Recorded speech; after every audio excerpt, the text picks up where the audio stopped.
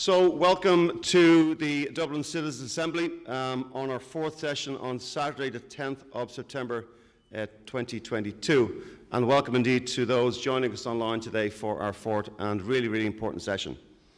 Welcome back to everybody. I hope everybody had a fantastic summer and you look nice and relaxed and refreshed and ready to go for today's endeavours. Just a few housekeeping rules before we start into the programme. We're going to give a brief introduction on really why we're here, how we're going to do our work on behalf of the citizens of Dublin, and then the next steps. And indeed, when we, just to remind ourselves the purpose of why we're here, it's always good to refer back to our terms of reference.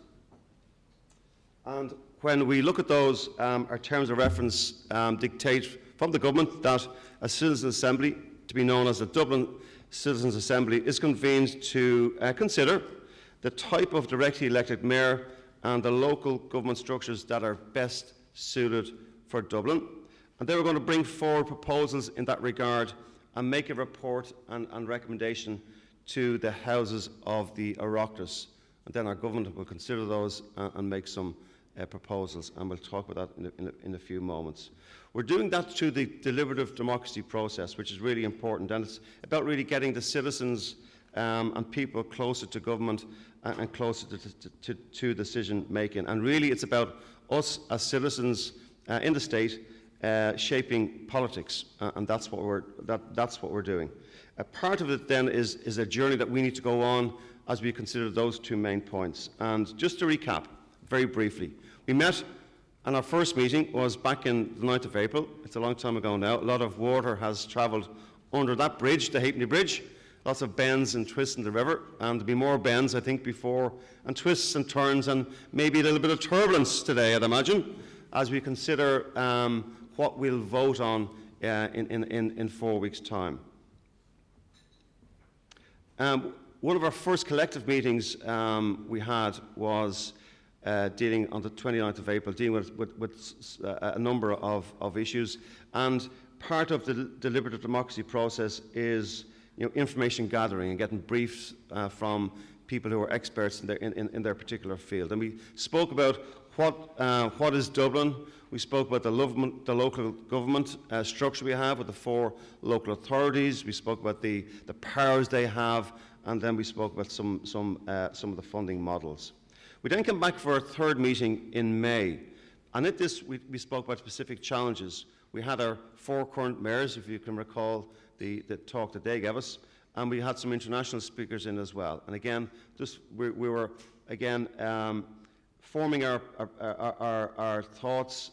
We were having good discourse and balanced discourse and considering arguments, and again, I'm sure, like we have done before, when we open it up to you, to the Assembly members, you'll be asking our EAG, our Expert Advisory Group, and indeed our guests today, some more probing questions, which is part of that process. We then met in June, our last session before we broke for the summer, and we had a look at devolution, the powers, we had a look at finance and funding. We spoke about Limerick. We had a brief on the Limerick experience. We had a commerce and a business perspective, and indeed a political view from a former Taoiseach who spoke to us about his thoughts on this particular process.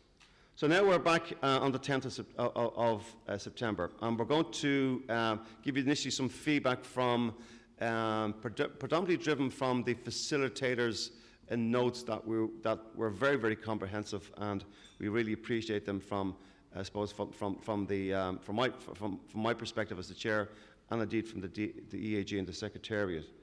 And from that, then we have developed some structures, some proposals to make to you, some ideas for you to consider, and again, you'll have some questions and you'll debate them amongst yourselves, and we'll have different views. And eventually then I think we'll come to, we would hope, to a consensus. One of the strengths of this Assembly is its diversity. We've a cross-section of society, a cross-section throughout the county of Dublin, and that really is our strength. But we all won't agree on particular points, but I think we hope to come to a consensus. And finally then, this afternoon, we'll go into drafting that ballot based on your thoughts and your consensus. And then on the 1st of October, we'll come back together to vote upon what you think as the Assembly members should be the structure, should be the powers, the funding, and other matters that you deem necessary to bring as recommendations to our elected representatives in both houses of the Oireachtas. So we've gone through a number of steps. We're getting close to our destination. We're not there yet, and as I said, we have some twists left in the river. I just want to frame for the next few moments the process and where we fit in it, because I think it is important to have that context of what part do we play in shaping the Dublin of the future. Are we legislative?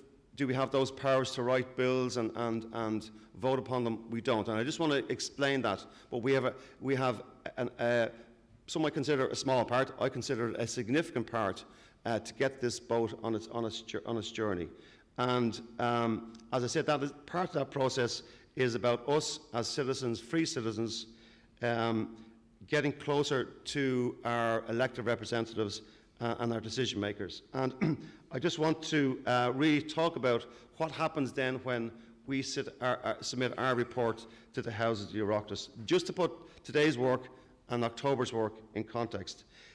If I could just go back to the first number of steps, and this is what I would call the foundation steps. We've been convened by the government. We have 80 members of the Assembly. We have 12 of our elected representatives, our councillors, and I'm really grateful for the time and effort that they've put into this process. We have 67 citizens, and I'm the 68th as the chair. And we've been convened, as I mentioned earlier on, to consider what type of directly elected mayor and local government structures are best suited for Dublin. And then we bring those proposals forward to the Houses of the Oireachtas. And that's the foundation step. But it's a really significant and important step in the process. But there's a long way to go after that. And I just want to explain that very briefly. Next, we have what's called our government response. What I call the government response. We make the report, we make the recommendations, then the government will stand up what's a committee made up of TDs and senators from both houses. And what they will do, they will look at our report, look at your report, they'll come up with some conclusions, and they'll have debates on what you recommend. And then, and I quote, and this is a quote that I have in the last bullet point there. This is from the terms of reference. And the government will provide a response to each recommendation that you will make over the coming weeks. If they accept some or all of them, we would hope maybe all, but they will then indicate a time frame that the government envisages for the implementation of those recommendations. And that's a really important bit for me, and I'm sure for you as well, that you've gone to the trouble of putting your personal time on hold to be with us here, to represent the citizens of Dublin, to put recommendations to shape the future of Dublin, to make it a great place to work, to live and to visit. And we will expect our political system to act upon our recommendations. The next bit is what's called, I would call the drafting phase. And again, just put it in context, what happens, the proposals that those committees and the government will make are agreed by Cabinet. The government will then ask the Attorney General to draft the bill. So we're not involved in that process. That's a matter for the Attorney General, the professionals in that field. And then when the text is ready for publication, it is normally sent to an Oireachtas committee for consideration. That's the way it normally happens. However, because the committee has already been set up when we give the report in both houses, that step might not happen. But again, that's up to the government to decide. The next step, I would say, is a big one. It's going through the houses of the Oireachtas, and the minister who is responsible for local government will introduce the bill. It can be introduced either in either house, the lower upper house, the Dáil, or indeed the Seanad. The bill has to go through 5 stages in both the Seanad and the Dáil. That's 10 stages it has to go through. And it'll be undertaking a detailed examination by both opposition parties. And then during that phase, those stages, there's a number of opportunities to change the text of the bill. But once the bill then finally gets to the fifth stage, it's passed by both houses, by the upper and the lower house, and sometimes that requires a vote. And then the bill is ready to be enacted. I hope you're still with me, because it's a long journey. It's a long journey, and the final bit then is the enactment. And Tuachtaráin na hÉireann will, he or she has 7 days. They have 7 days to consider the bill, and then it's signed into law. Or if they don't agree with it, they can refer it to the Supreme Court. We hope that doesn't happen. And then the bill will become an act, and then is added to the statute book, and it becomes law. And that's our objective here, is that it becomes law that Dublin will have a directly elected mayor. Well, that's what we think. Well, that's what I think, certainly. And then the commencement. Just want to speak about that. When does it commence? If the legislation that our legislative this design, they might decide that there's a need for a commencement order, and if that, the minister will sign it and will nominate a commencement date for the act. Otherwise, the law becomes into effect when the president signs it. So I hope that would explains to you at a very high level, but in detail nonetheless, to understand what our part we're playing in this journey today and in a number of weeks' time. The bit, and there's been an asterisk there at the top right-hand corner. There are no time frames imposed on legislative process. Making the laws of the land takes as long as it takes. Now, we would hope that, based on our recommendations, that our political system, as I said, will act upon it, because they've given us timelines. We had to hold our inaugural meeting in April. We had to complete within an 8-month period. We would hope that our politicians and the government will do likewise.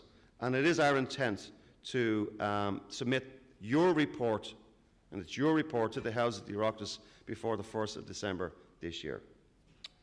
Okay, you can all take a big deep breath, but consider the really important work you have to do. And I'm going to conclude by just go back down to the programme. I've concluded this is my opening session, my opening remarks. Now we're going to go into feedback from the last meeting, and I'm delighted to have with us our expert advisory group. We have Professor Derek O'Brien, Dr. Breed Quinn, Dr. Ada Quinlivan, and Dr. Jane Suter. They are the composition of the EAG. I'm delighted to be joined by some of the other experts who have been with us on this journey.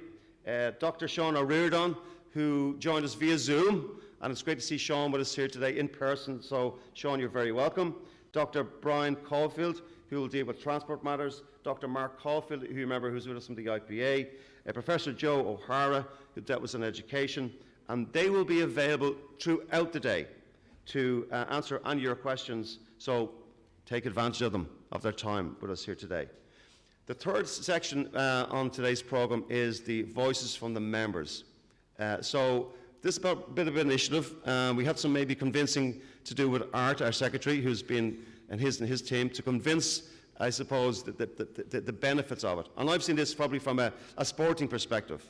We do a lot of this with the Dublin football team back in the day, where we would empower the players, empower the people who matter to come up with their deliberations and give feedback to the general group. And that's what we want to do today. We want to give you the chance to put on a small presentation what you think should be the structures, the devolved powers, and other matters that you consider relevant. And then you'll have a representative from your table who'll come up and present for 5 minutes what those thoughts are. And we're going to go through 11 of those. It's a really important part of it, but I think it's a really important piece of empowering you to share and then your thoughts, and then hopefully we can come up with a consensus. And then the concluding stage of this morning will be, we'll talk about the structures of the ballot based on what you give back to us during the course of the day. And that, we hope, will set us up nicely to have a vote on the 1st of October in St. Patrick's Hall in Dublin Castle. So, once again, I want to thank you for your time today. As you can see, it's a busy programme. Hope you get the context now of what we're doing in terms of those recommendations. And I'm going to have the great pleasure now to present Lorraine. Congratulations on the birth of your daughter Eve. A lovely bottle of bubbly that you can enjoy this evening. Not today. So, Lorraine, congratulations.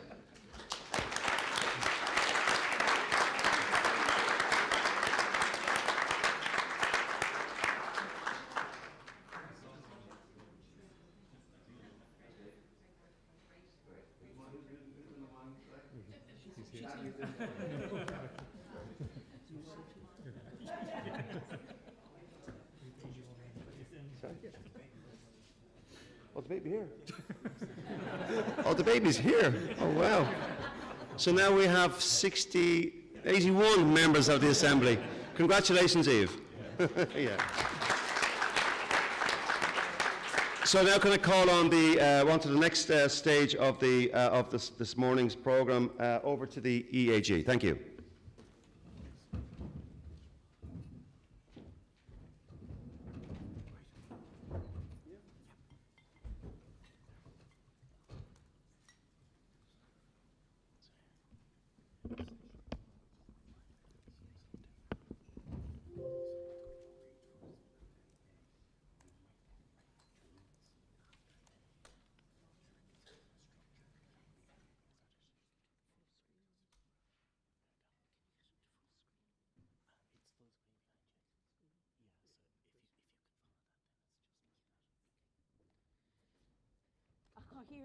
Agus Chorda.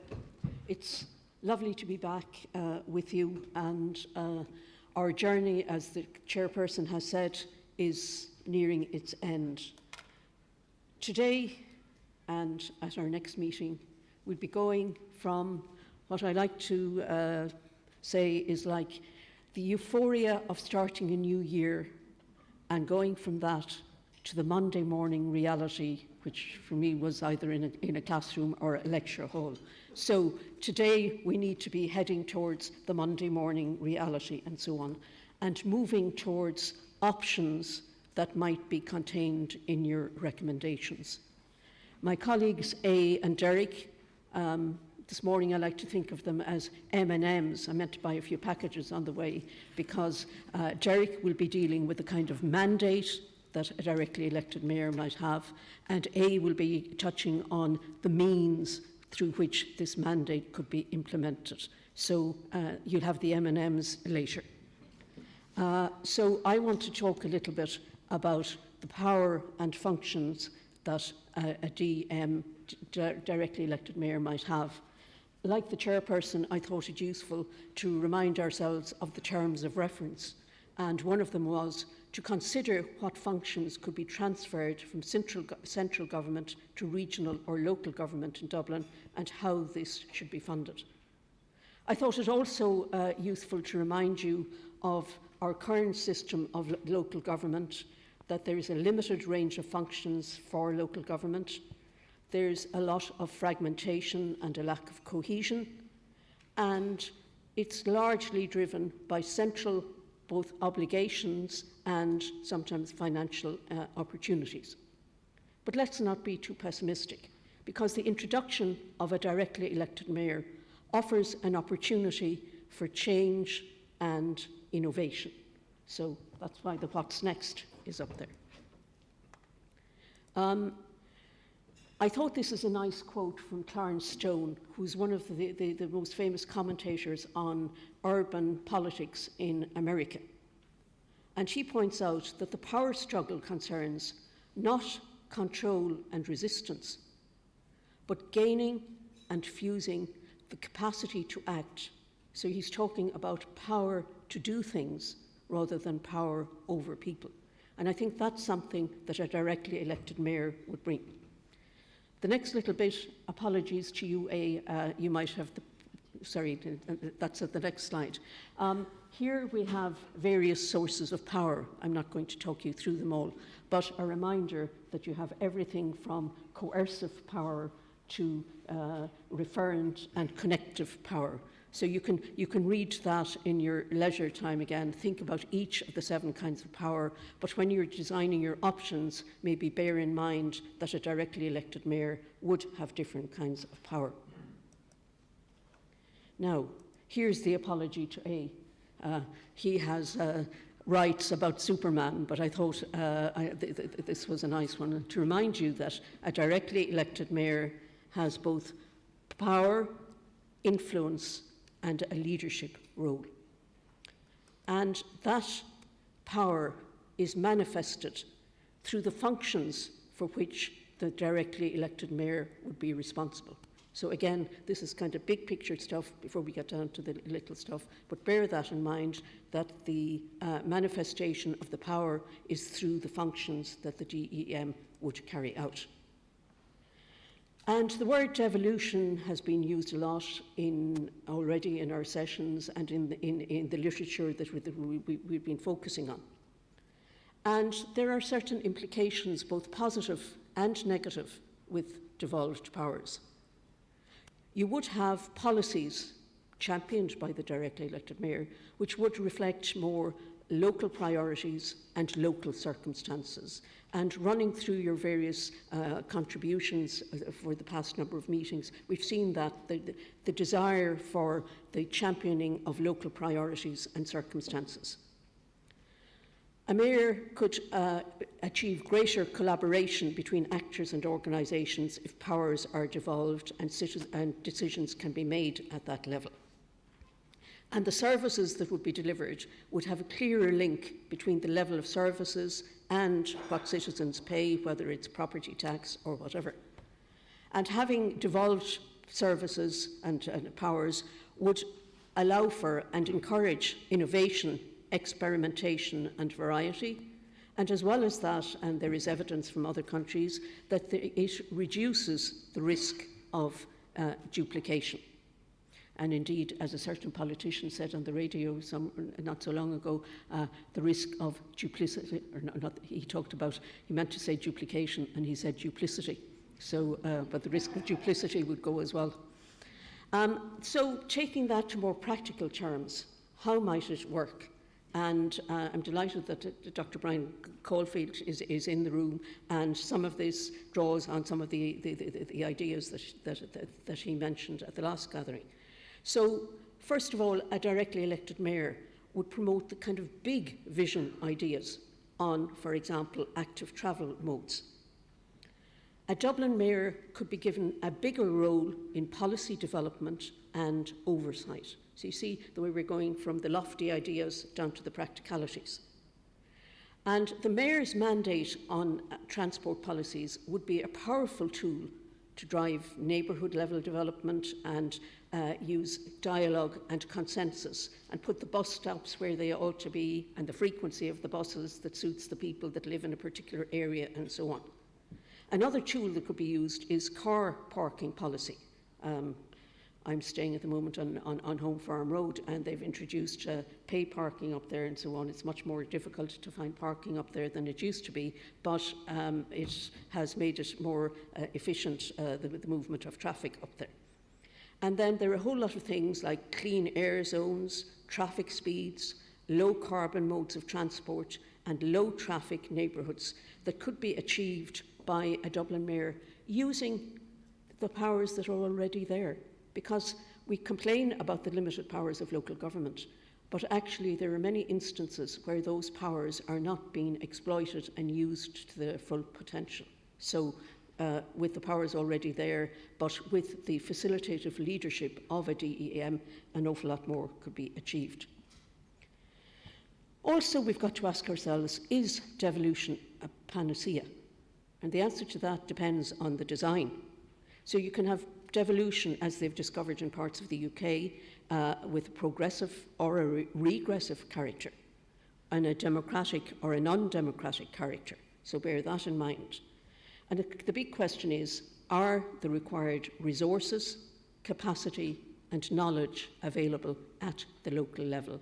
Sometimes yes, sometimes no. And as Brian pointed out when he was making his presentation the last day, there are some very highly skilled people involved at the higher level in transport, and they're not available in every local authority. So bear that in mind as well. As has happened elsewhere, sometimes with devolution, it's a convenient way for central government to devolve the plenary.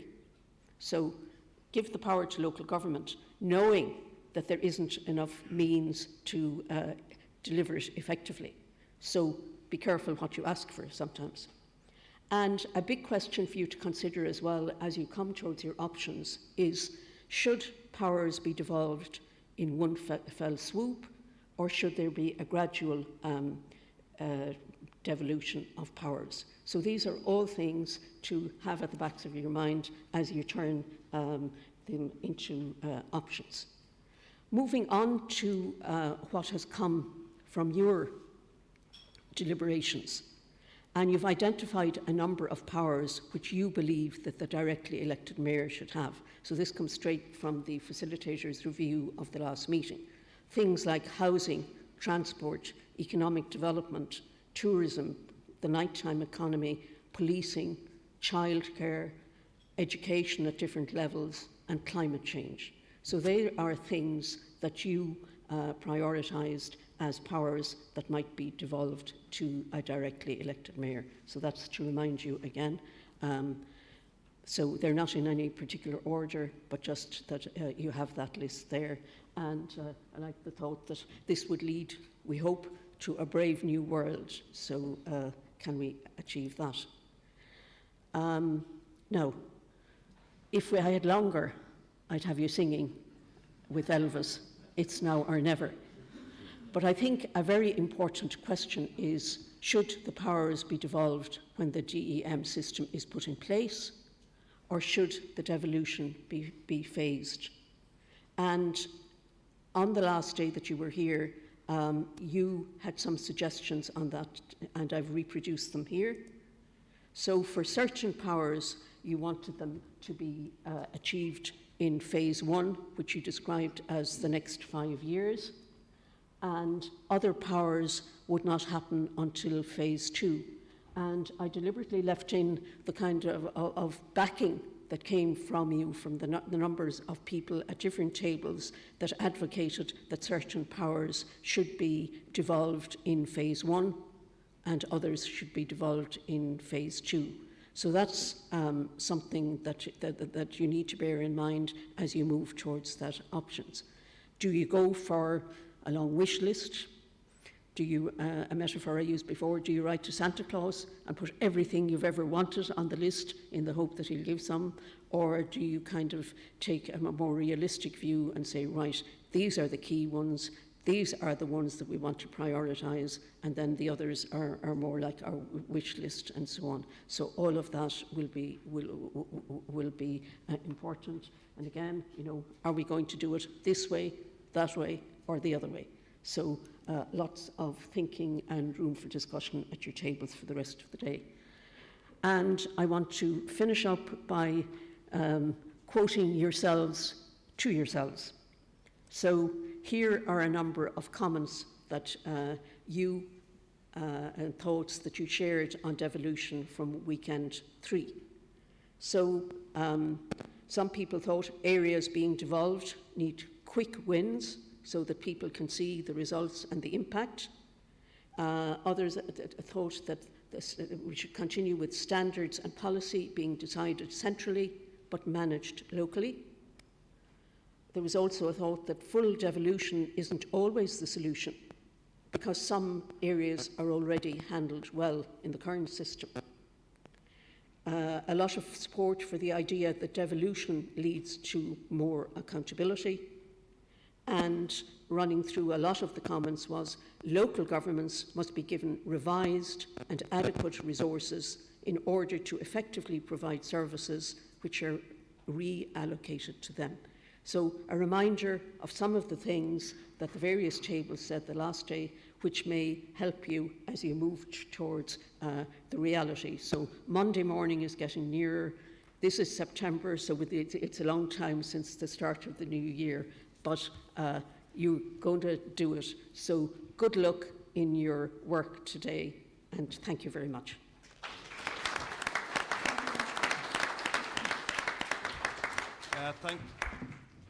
Thank you, Breed. We now have who will give us a talk on a briefing on funding and other matters. Thank you. Thanks, Chairman, and good morning. It's great to see you all. As you know, the purpose of this session is to reflect on your deliberations in June And there's a bit of revision involved as well, I think, in case we are rusty after the summer break, and I certainly know that I am. Breed has addressed some issues around powers and functions, and I'm going to talk to you about a few miscellaneous matters that have arisen in your discussions. That will pave the way after a short break for us to unleash Derek on you to present thoughts on structure. My twin aims are to be brief and straightforward. As a great admirer of Catherine Cecil Thurston, the Cork novelist best known for political thrillers, I sometimes reflect on her words, and she noted, "No weapons are more potent than brevity and simplicity." And I am nothing if not simple. The two big mountains that you have to scale concern powers and structures. Everything else realistically flows from there. That is not to say that the issues that I will talk about are unimportant, but it is vital to get the balance right. Your main job, as the chairman outlined earlier, is to point the government in a direction regarding a directly elected mayor for Dublin. Yes, God may be in the detail, but many of those details will be ironed out by central government politicians and senior civil servants. So you don't have to fill in every blank space, and you are not drafting legislation here. One persistent question which has been lingering since weekend one and which cropped up again in the most recent facilitators report is, should there be a plebiscite of the people of Dublin before the role is formally established? A plebiscite is a direct vote of all of the members of an electorate on an important public question, essentially in this instance a local referendum. In your final Assembly report, you are of course fully entitled to recommend a plebiscite. You might do so on the grounds that it is democratic to ask Dubliners the simple question as to whether they want a directly elected mayor, yes or no. You might also argue for a plebiscite on the grounds of consistency, because these local ballots took place in Cork, Limerick and Waterford in 2019. In those cases, though, the voters may as well have been blindfolded because there was a paucity of information. I am somewhat dubious about the merits of recommending a plebiscite. Over the past 20 years, we have had proposals and even legislation for directly elected mayors. The current government established this assembly on the basis that Dublin is to have a directly elected mayor, not to ask the question, should we have one? So would we be adding another layer of complexity with a plebiscite? The job at hand, as we know again from the chairman this morning, sticking with the terms of reference, is to put a framework together based on structures and powers that will facilitate the creation of the Office of DEM in Dublin. Regarding the term of office, the timing of elections and term limits, all of which appeared in your last facilitators report. The Local Government Act of 2001, where we first legislated for directly elected mayors, stated that DEMs would have a 5-year term of office, a significant difference compared to the 1-year terms our Lord Mayors and Mayors currently have. It is proposed that the Limerick directly elected mayor will have a 5-year term. The slight kink there is that if the mayor of Limerick gets off the ground before the 2024 local elections, then she or he would have an extended first term until the 2029 local elections. Thereafter, the mayoral elections will be on a 5-year cycle consistent with local elections. One of the better reforms of the past 25 years in local government is that local elections are now constitutionally protected and take place in late May, early June every 5 years. And we are on a cycle of 4s and 9s, so 2024, 2029, 2034, 2039, etc. It seems logical to me that the DEM election in Dublin would fit into this cycle. The recommendation in Limerick is that the mayor can serve a maximum of 2 terms of office. I think that is a reasonable proposal for Dublin too. There are obviously arguments against term limits. Back in 1778, Roger Sherman, a founding father of the United States, wrote an open letter stating, "Nothing renders government more unstable than a frequent change of the persons that administer it." But of course, it depends on the quality of those people as well. This leads neatly, in my mind at least, into the whole area of changing the directly elected mayor. In other words, terms that appeared in the facilitator's report to do with recall or indeed impeachment. In March 2019, in advance of the plebiscites in Cork, Limerick and Waterford, the government published what it called detailed policy proposals. It had interesting things to say on this topic and distinguished between the removal of the mayor and the recall of the mayor. So please bear with me because this isn't as straightforward as I would like it to be. The removal of the mayor would be triggered by the elected council. Before we step on this landmine, the governance arrangements supporting the Dublin DEM are not known. Derek will help us tease some of these options out later. For now, let us say that there will be some type of elected council beneath the directly elected mayor. And for mathematical reasons, I'm going to say that it will comprise 24 members. The 2019 proposal said that the resolution to remove the directly elected mayor would have to be passed by not less than 75% of the elected members. That is 18 members in my made-up example. This is only phase one, however, of a double lock mechanism. The second part is that the minister with responsibility for local government would have to confirm the elected council's decision to remove the mayor or not confirm it. If you are still with me, and I wouldn't blame you if you were not, there is then the recall process, which involves the citizens. So the removal of the mayor doesn't involve the citizens. It's the council with the double lock of the minister. So the recall process. Again, turning to the 2019 proposals, it was stated that a recall process would begin by the elected council passing a resolution with a 2/3 majority to trigger either a recall petition of citizens or a recall plebiscite. So with the petition, and we're getting into numbers again, unfortunately, if 20% of the registered electorate in the area sign a recall petition within a period of 6 weeks of the council resolution, a by-election for mayor is held. Now, the incumbent mayor could, of course, contest that election. If it was the plebiscite option, within 6 weeks of the council resolution, the electorate would be asked to vote in a plebiscite on the removal of the mayor. The recall of the mayor would be triggered if a simple majority was achieved in the plebiscite, but based on a minimum turnout of 40% of the electorate. So if you were trying to design a system that was as complicated as possible, I think they came up with it quite well. And obviously, if the mayor was recalled, a mayoral election campaign would be scheduled to take place at the earliest possible date after the decision. So we've strayed dramatically, I suppose, from the concept of keeping it simple, so I'll try to get us back on track.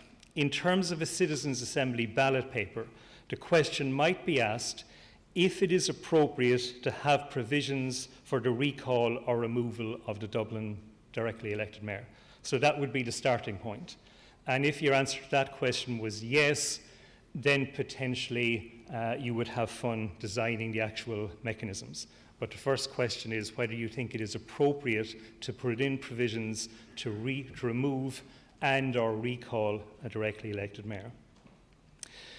The mechanisms I've described there from the 2019 proposals each start with a resolution passed by an elected council.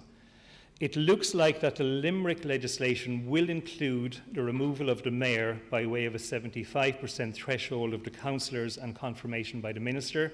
It is less clear if any recall provisions by the electorate will be included. Needless to say, the removal of a directly elected mayor is serious business, and they would need to be stateable grounds. Misbehaviour, physical or mental incapacity, a major failure to perform functions. Given the enormous democratic mandate that the Dublin DEM would have, removal or recall initiatives would need to be based on very strong grounds. The threshold has to be high to rule out vexatious or politically motivated resolutions to remove the mayor.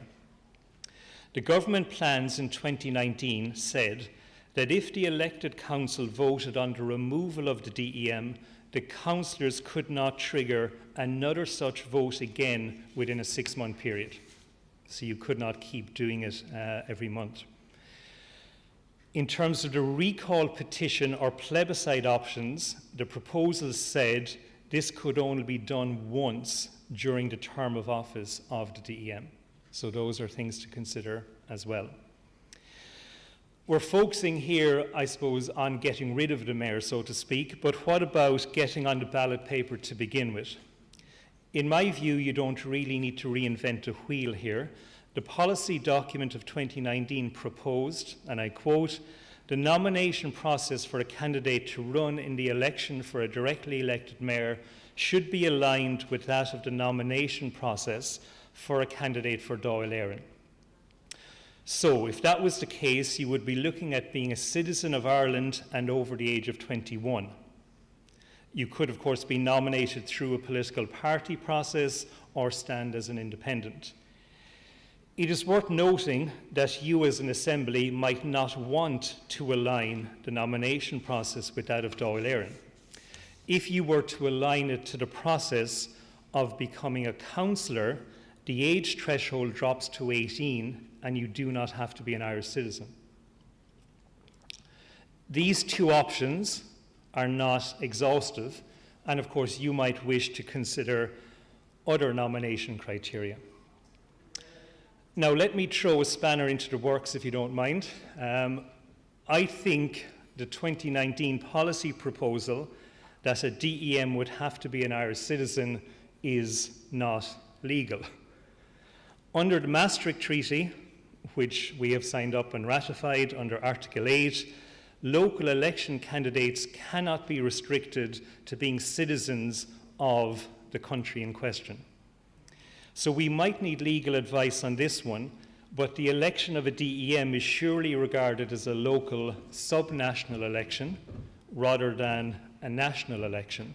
And if it's a local election, you cannot insist that candidates are Irish citizens based on the Maastricht Treaty. As well as not being a legal expert, I am far from being an expert on finance, and you've heard from eminent people such as Dr. Teresa Reedy. It's hardly earth-shattering to say that the office of DEM will only be successful if it is well-resourced, particularly, as Breed was saying, if you're getting a devolution of powers, obviously you need the money as well. So, to the thorny question of who pays, central government, of course, should pay some, but the local government financing model in Dublin will need to move towards locally based, autonomous sources of funding. There is an obvious danger if central government is the dominant funder. He who pays the piper calls the tune. I would rather that to be the local electorate than central government. We may not need to drill down into specific options, but the Limerick Implementation Advisory Group recommended a combination of multi-annual block grants from central government plus revenue raised locally, primarily through commercial rates, the local property tax and local charges. It also recommended decentralised power for borrowing to be assigned to the DEM and a special sub-fund of the Irish Strategic Investment Fund to be made available to the DEM. There are a myriad of options, such as sales taxes, hotel taxes, Dublin to retain its own property and motor tax revenues. The one guiding principle, I think, is that financial autonomy is at the heart of successful local government. Budget, of course, will inevitably be linked to structure and powers. If the DEM is dealing with big-ticket policy items across Dublin City and County, the budget will have to reflect this reality. the major portion of what we might call the Dublin local government budget should ideally go to the office of the DEM and flow downwards from there, depending, of course, again, on the structures underneath. As part of your deliberations, I feel it is also desirable that you might end up with recommendations to enhance the role of local councillors. Based on what the government ultimately decides to do, Dublin could end up with more councillors or fewer councillors. It depends, of course, on what the final model looks like. But we do know a few things. Councillors are not particularly well remunerated for the work that they do. Comparatively, there are very few of them, and Dublin City in particular is grossly underrepresented given the size of the population it serves. The review by Senior Counsel Sarah Moorhead pointed out that councillors need administrative support, induction, ongoing training, etc. There may be a need for us to consider, or for you to consider, to have different kinds of councillors. The directly elected mayor will be a full-time position, but should this also be the case for other councillors? The term cabinet has cropped up a few times in your discussions.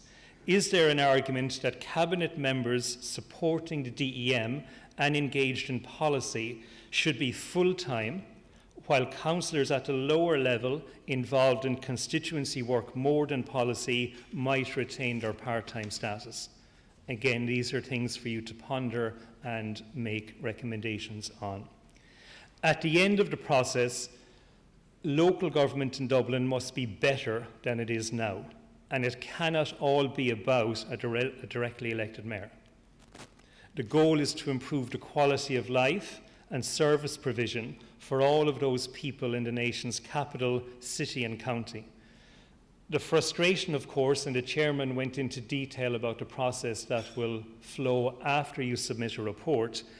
The frustration is not being in control of our own destiny. Your final recommendations will inform, enlighten, and hopefully persuade government. Legislation might be produced in any given year to introduce a DEM in Dublin, and that legislation could be repealed not long after. We have history in this regard with the Local Government Act of 2001 being reversed in 2003. If we do not wish for this to happen again, maybe you also need not only to come up with a structure, but think about how to protect that structure. And the obvious way is to embed it in Bunrock na hÉireann. Thank you very much, and good luck for your deliberations.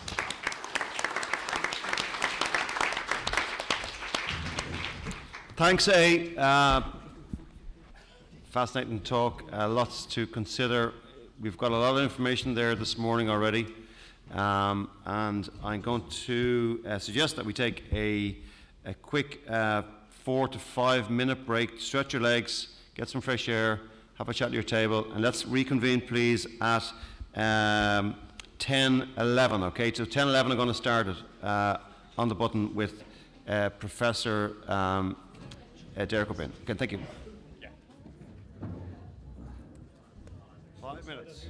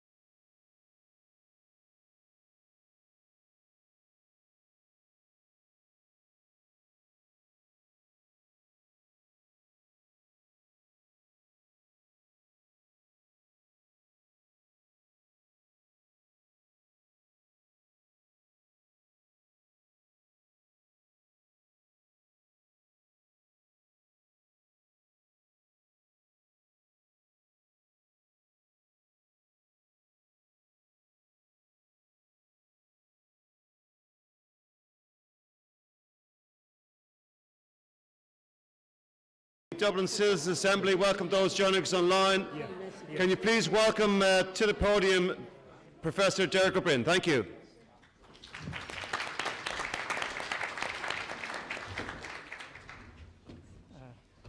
Thanks, Jim. I'm quite conscious as a Meath man of Tipperary parentage, speaking to a room full of Dubliners, to be wary of a Cork man claiming to be simple.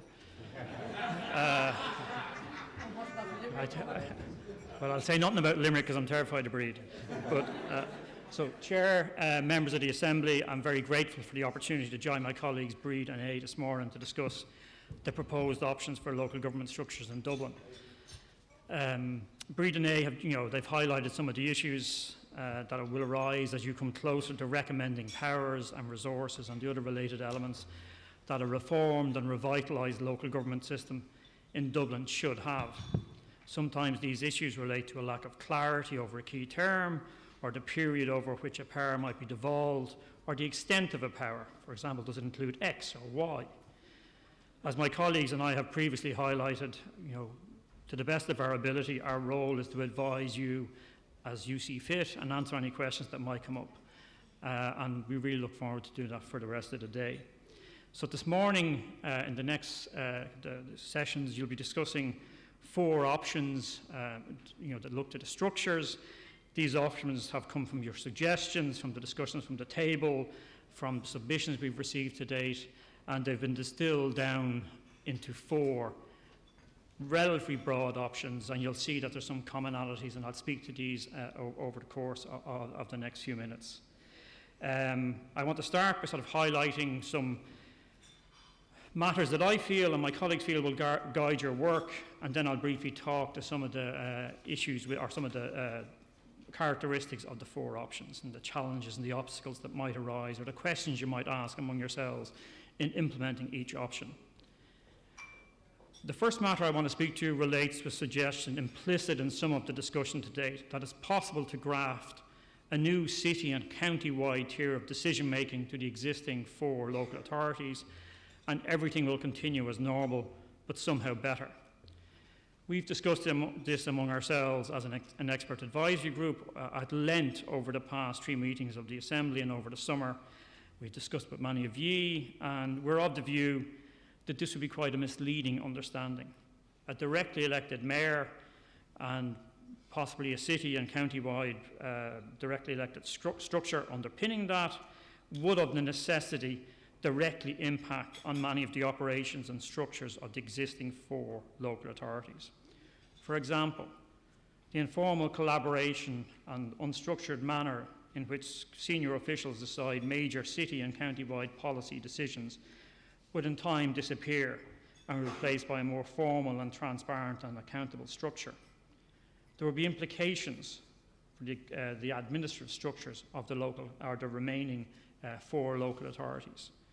The key role of Dublin City Council as a lead agent in many areas, as highlighted by members of the Assembly on a number of occasions over the first 3 sessions.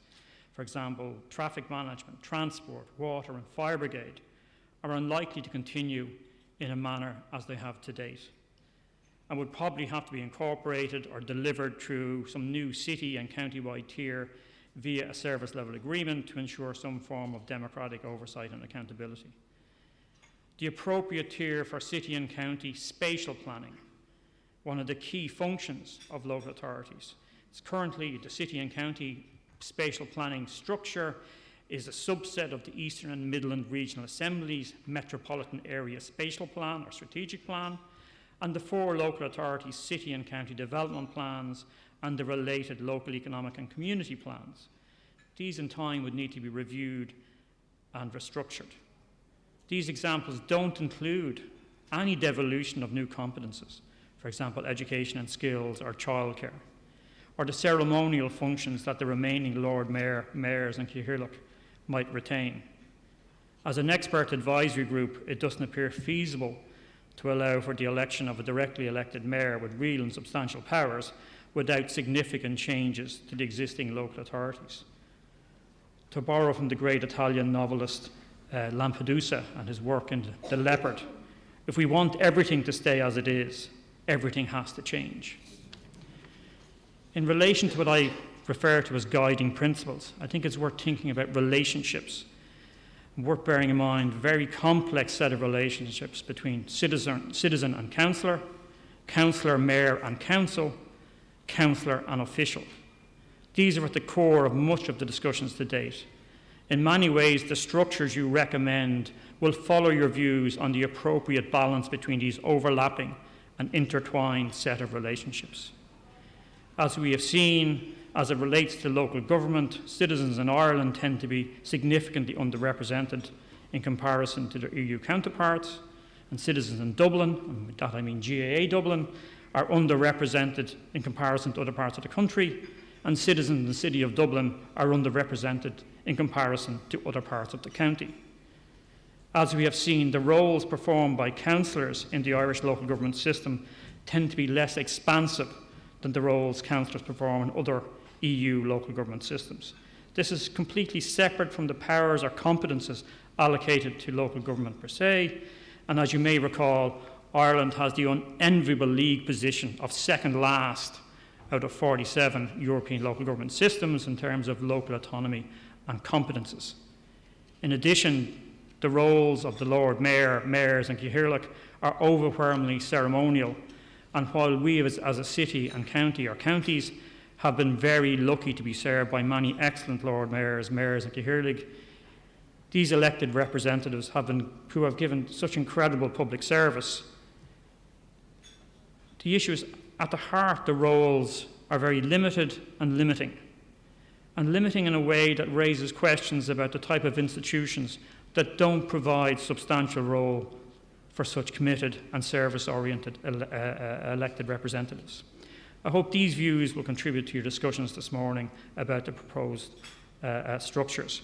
I'm conscious, of the four options that you actually haven't seen the visual representation yet, so please bear with me. I'll try and keep it an overview as best I can.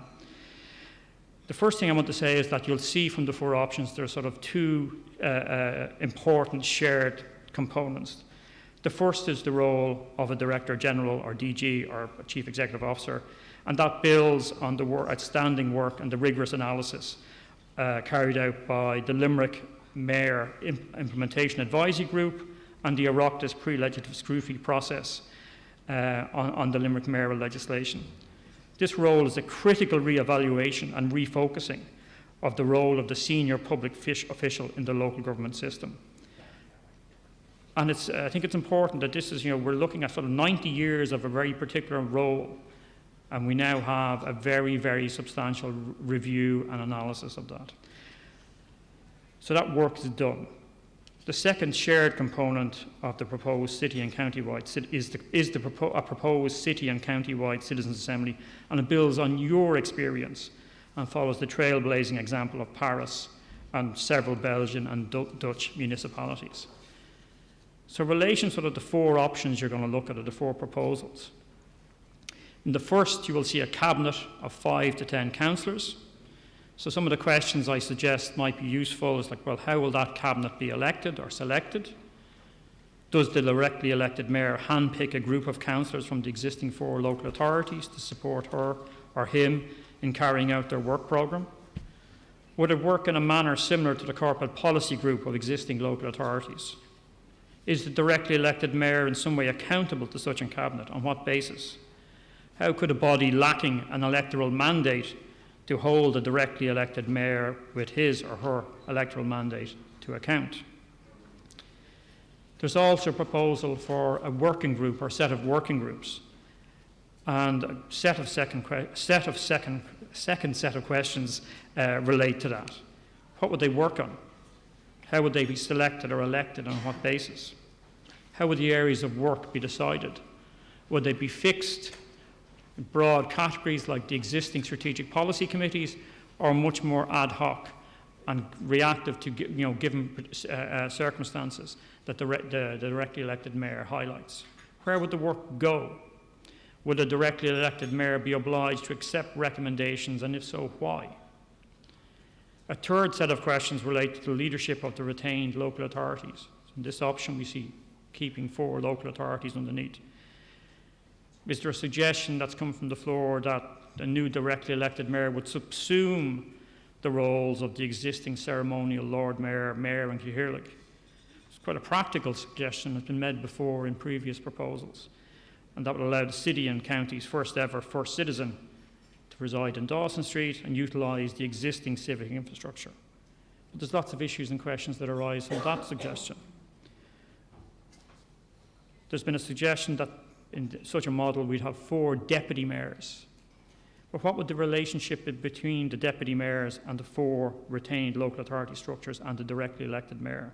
Would the deputy mayors focus solely on the local authority chairing role, or might they have some broader city and county-wide remit, and on what basis?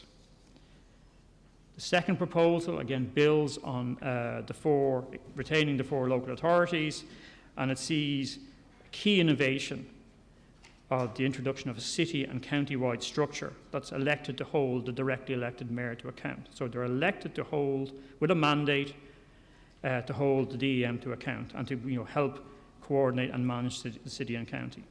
This was a feature of earlier legislative proposals. So A mentioned 24, but say 20 to 25 directly elected members would be full-time politicians elected via maybe a single city and county-wide constituency. So that would be big. And that was like Boston, and for many years that's how they ran their system, one single constituency.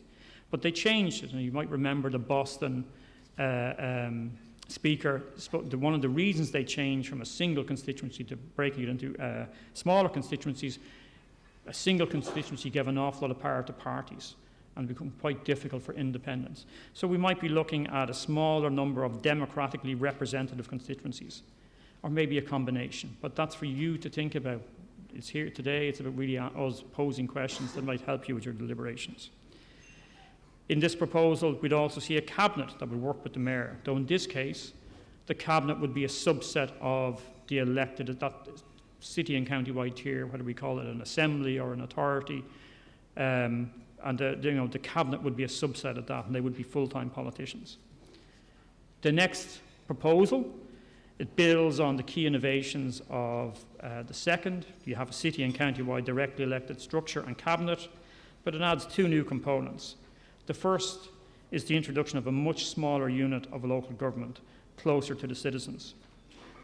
We call them town councils, but they could be municipal councils, district councils, area councils.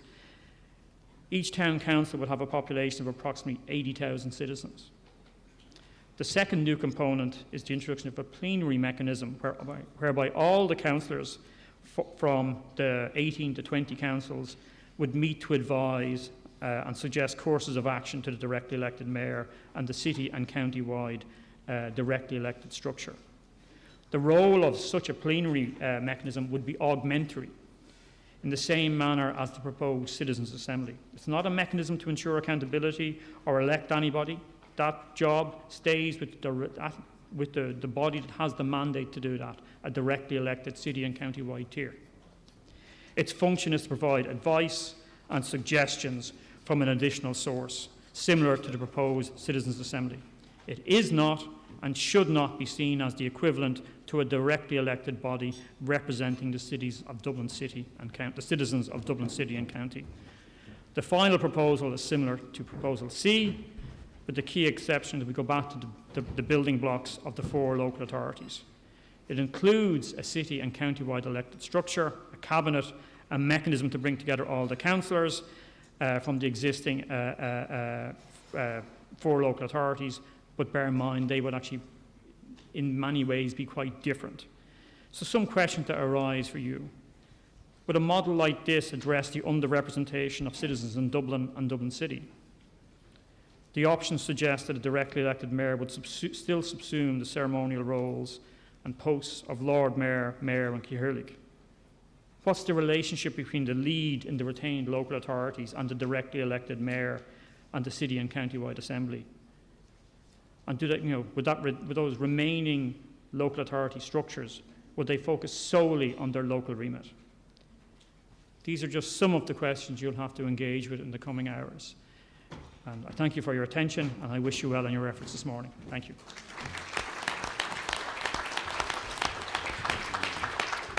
Okay. There's a lot of information there. You have the structures on the tables.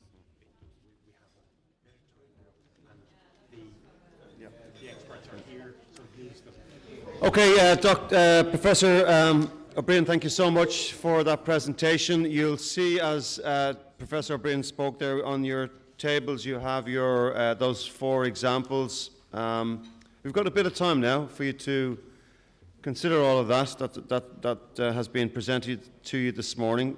And I just to remind you that we do have not only the EAG, Professor Derek O'Brien, Dr. Breed Quinn and Dr. Ayo Quinlivan at your disposal.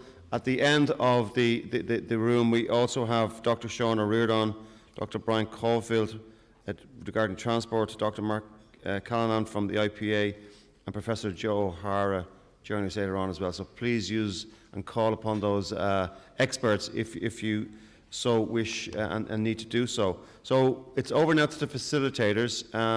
You're going to discuss those matters, try and develop a presentation to solidify and come to a consensus at your table, and then we'll break for coffee at 11:30, and then we'll reconvene at 11:45 to hear your thoughts and get your presentations.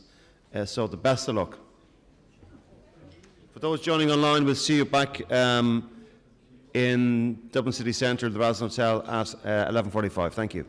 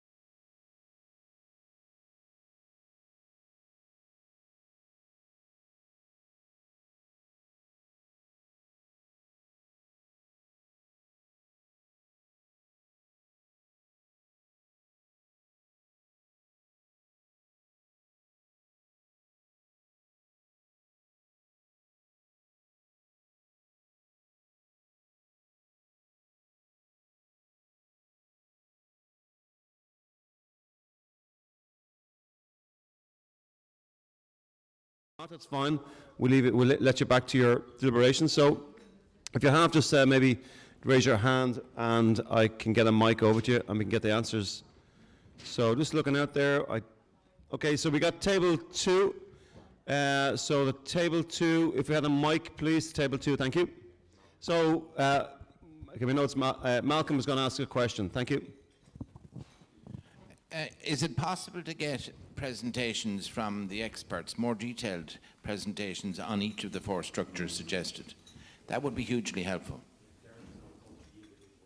Yeah, so Derek will come to the table, and you want a more detailed... I'd love a presentation from the top to the whole room, and then I would really love, I tell you what's very, very, very good is when it's open to the floor and questions come from all the different tables. I found those sessions excellent because a lot of interesting stuff came up, and it prompted you to think and consider other aspects. Is that possible? Because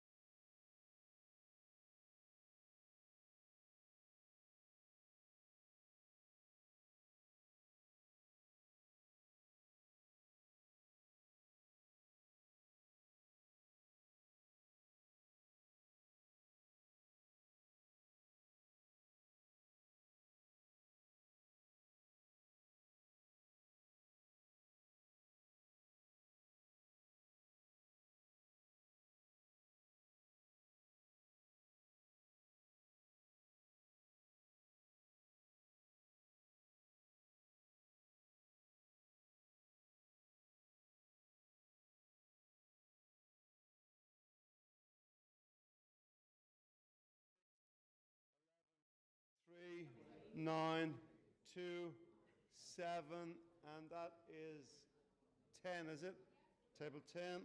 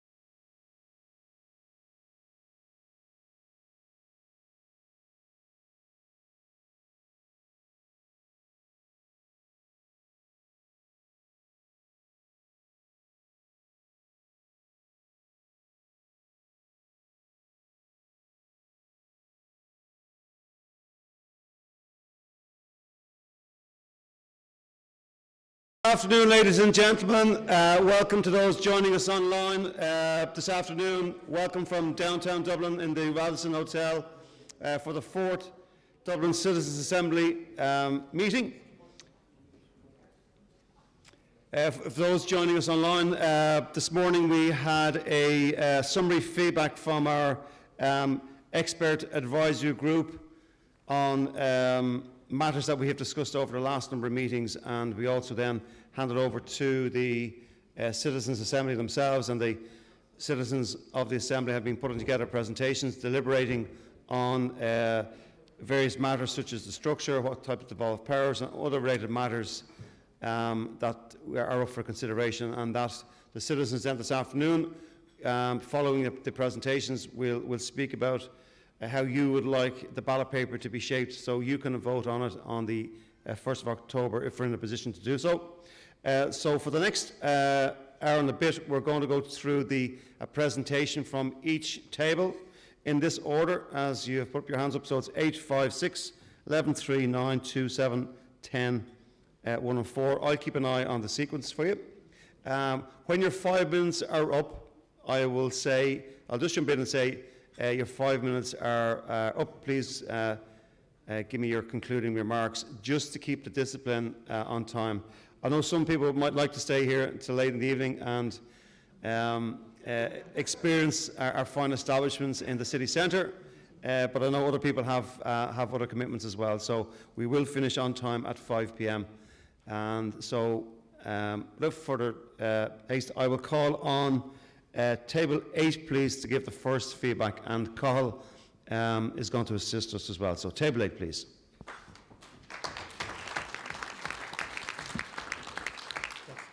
Thanks very much, Jim. My name is Janice, and my table has demanded that I be the one that speaks today. I was trying to shy away from it, but I'm here today now due to this. So basically, the first slide that we went through in relation Janice, to... If I might, could you come up to the front? Oh, would that be great? Yeah, because that'd be I great, just if you thought could. we were here because of the mics. I have no problem going up there. Yeah, we like it. Yeah.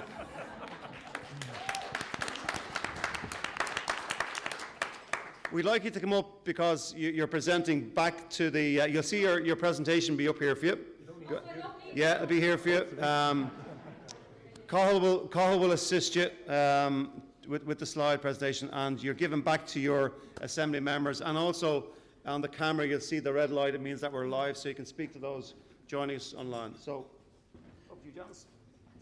Just bear with me 2 minutes now, Janice. I get this going.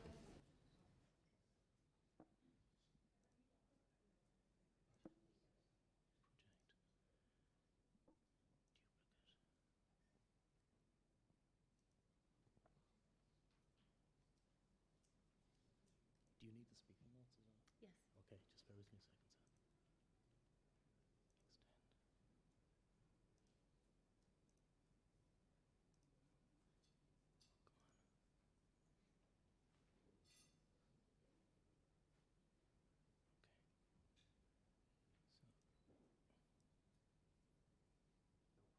Come on. Okay. So. Sorry, bear with me.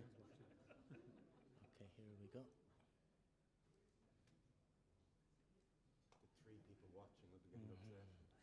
I said it'd be finicky. Here we go, come on.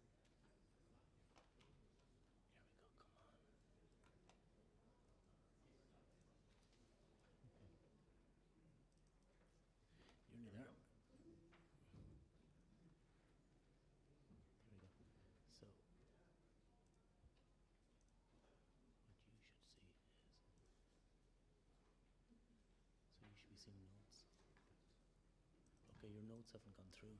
Oh, So, okay. so if, what we can do is, if you want to present, I'll flick through the slides. Okay. But you're going to have to get your laptop to see the notes. Cool. Okay, Cool. thanks. Okay, so,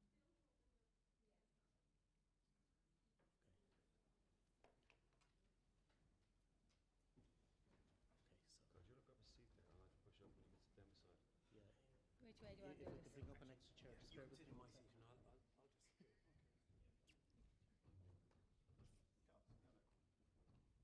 Oh, I'll go this side, so. Actually, if you want to sit down beside Jim. Oh, grand, yeah. Okay, thanks. Feels so special now. Welcome, Janice. Over to you. Thanks very much.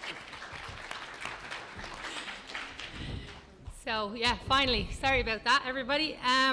So yeah, Janice is my name. My table has asked me to present this back to the Assembly today. So we had a very, very frank discussion, a very open discussion. The people on the table are absolutely fantastic people, and they brought loads to the discussion.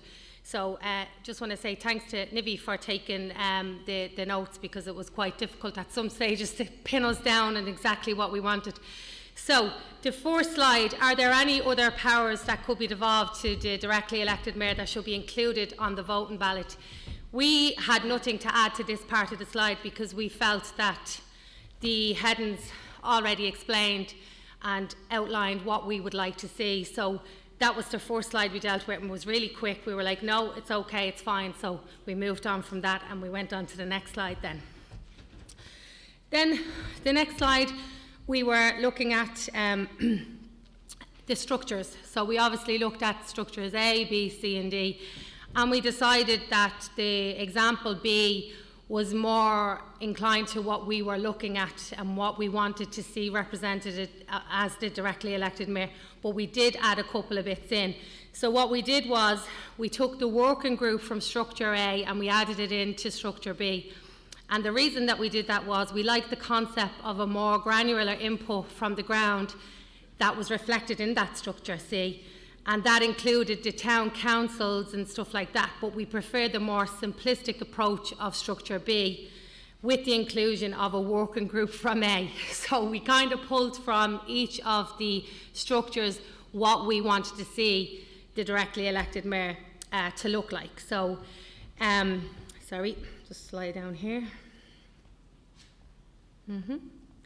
So another reason that we wanted that structure was to accurately represent the local area and the town councils, and to also retain the simplicity and transparency as well as the accountability.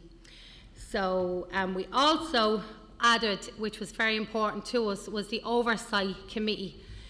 We added that in there as well. You can probably see it up there, where we added it in, and we wanted that added in because obviously we wanted to have that oversight measure there, and we wanted it to look like, do you know, the audit committee that's there at the moment on councils. We wanted it to look like that, so we'd have councillors on it, you'd also have expert people on it as well, and you'd probably have some of the executives as well on that oversight committee. So that was the reason we did that. On to the next slide. Where we were asked to pick from a heading, the councillors on the 20, we brought it down from 25 to 24. We brought it down to 24, so it would be an even amount.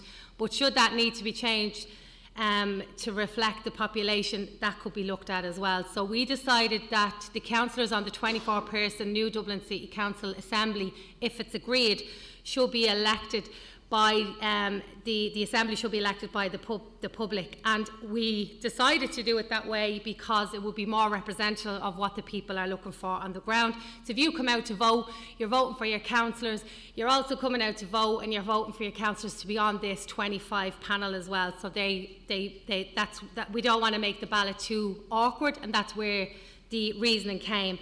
So it gives the general public the opportunity to choose who will represent them on a higher level. It's best achieved through the first past the post system. That's what we were talking about. And it also stops large parties from taking over the majority of votes, which is very important for people on our group, on our table. The next question, councillors on the new Dublin City and County Council Assembly, if agreed, should be elected. And we chose based on smaller constituencies, and the reason we chose that was to allow more accurate representation, and it avoids over or under representation. So that's an important point for us on that one. And then the next one was which councillors should be made full-time, and we agreed on the table that all councillors should be made full-time. And the reason that we said that was because to ensure that only the most committed and dedicated individuals take up the role. It also reflects the value of the role and the commitment given by councillors to public service. And just to say, obviously I'm an elected councillor, and just to bring it to the personal side, but really quickly, if I had the opportunity to be a full-time councillor and not have to substitute my income with a part-time job, I would absolutely take up the role, and I would be delighted to do so. So just to give the bit of the personal aspect of it there as well, as to why people might want to have this as a full-time role and the values that would bring to that. And the next question then, should the Cabinet, if agreed, be selected by the directly elected Mayor or elected by the voters? We selected by the directly elected Mayor, and the reason that we did that was we agreed that it would give you the most competent individuals for the job at hand. So you'd have the expertise there, and the directly elected Mayor would be able to pull from that pool.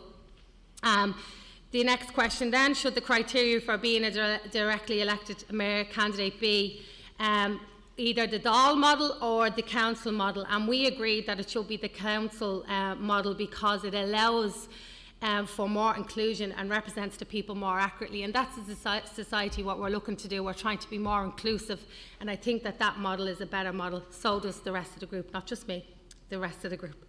So the next slide then, the financial model. Just to say, we agreed with every single thing on this. So we'd agreed that they should be able to raise the funds from markets, loans and through investments. Chair, 5 minutes. Yeah, sorry. So I'll just wrap it all up. We basically agreed on the structures, all of the structures as well, because we wanted to have as much power and control and funding models as we possibly could to the directly elected mayor, so that could be a new role, but also supported by the structures that are there at the moment. But how you do that is another day's work. And I'm sorry I ran out of time, but just quickly run through the next one. yeah, just I think that's it, Jim. I think that's all we have. Yeah, just that the features of the directly elected mayor, the regular meetings should happen, and we said that the senior public servant should not be on a higher level of seniority to the directly elected mayor. There should be a level playing field for power there, because that was a big concern that we had, that like what the point that Paul made in relation to the minister coming in and having, being able to put someone out of a job and stuff like that. We don't want to see things like that happening. There has to be a level playing field there. So that's really it, because I cannot come up with any more talking points and I have no more time. So I hope that's okay for everybody. Thanks, Janice. Thanks, Janice. Thanks, Table 8, for that presentation. Really good. Next up is Table 5, please.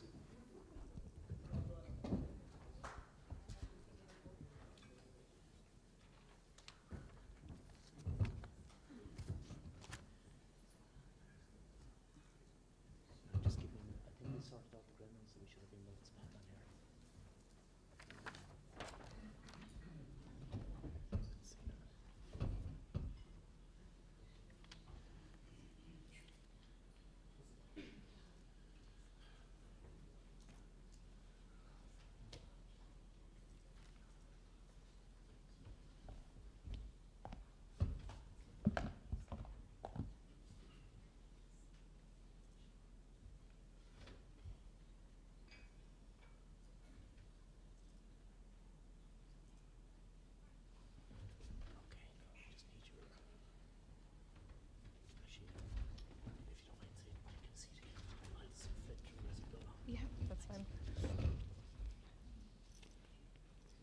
So my name's Nicole and I'm from Table 5.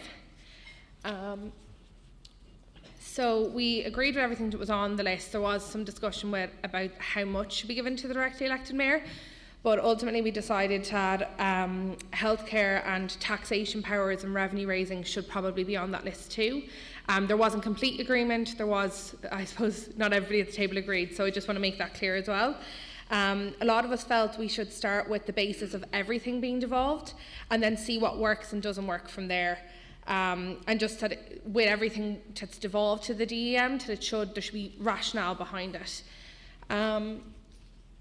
So we went with 2 models. There wasn't full consensus across the group. So of the 2, I think we went with a mix of B and C, I think it was. So one of the ones we thought might work would be the DEM having a cabinet that is, I suppose, picked through the Hawn system, and then still having the 4 Dublin mayors in place and the councillors feeding into from the 4 sections of Dublin into those mayors and feeding into the DEM. The other example we went with was with a more localised approach, so kind of allowing, I think we had a cabinet there, I think it's the next slide. Yeah, so having the cabinet added onto it, still having the assembly, having the citizens' assembly, but having a more kind of local focus and really allowing things to really be brought down to a local level. It was kind of half and half split at the table. Not everybody agreed, so we kind of thought that those were the 2 that most of us agreed on and kind of gave the overall consensus of the group. Next one, yeah. There we go. So we thought that they should be nominated. Sorry, I'm just going to stand up because I can't see. We thought that they should be nominated by councillors. That yes, all councillors should be paid in full, and that the cabinet should be, I suppose, decided by the DEM based on the fact that this was their cabinet who they needed to work closely with. And then we thought that. Oh yeah, the DEM should be, the election process should be through the councillor criteria. I think that's everything. Thank you. Oh, sorry, I completely missed those slides. I didn't have those notes up with me. Can I just take a look? Yeah. Just if I can see the slides even on it. If they're...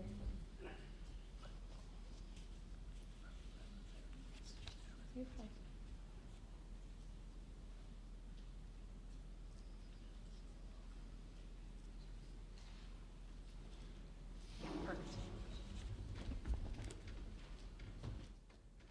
Perfect.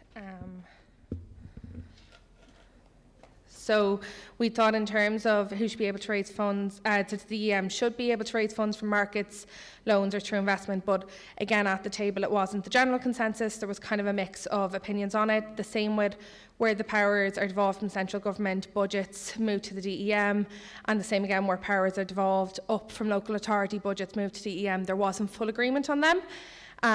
We thought that the DEM should be able to change or introduce local taxes and revenue funding.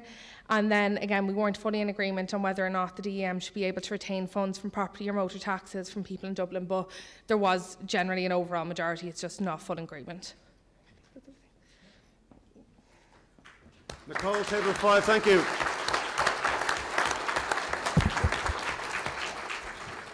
Thanks, Nicole, on Table 5. And thanks for being on time. A really good presentation there. Thanks so much.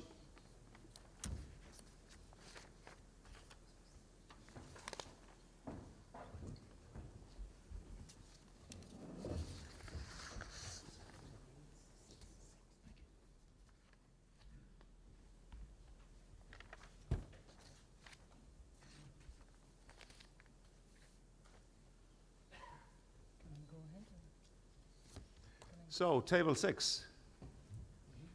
Thank you.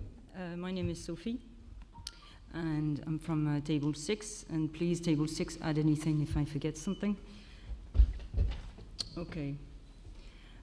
So on the first slide, we've added waste and water and healthcare, including primary healthcare centres. That it's very important to include. We had mixed feelings about phasing, if phased housing is a priority. Quick wins are important. We as well also said we want written commitments for phasing. Yeah. Right, we excluded A. One felt that we shouldn't discount B, as it is a familiar structure and would be easier to implement. C is our preferred model. It's the ideal scenario which make decision making as local as possible, and that was our main argument. Assembly should be elected by voters. Group felt strongly that councillors shouldn't decide on assembly. Merit and expertise is important for assembly. We need to run for assembly or council, but not the two. It is important that one cannot run for both. Okay. Oops. So now we are financial model? No, where are we?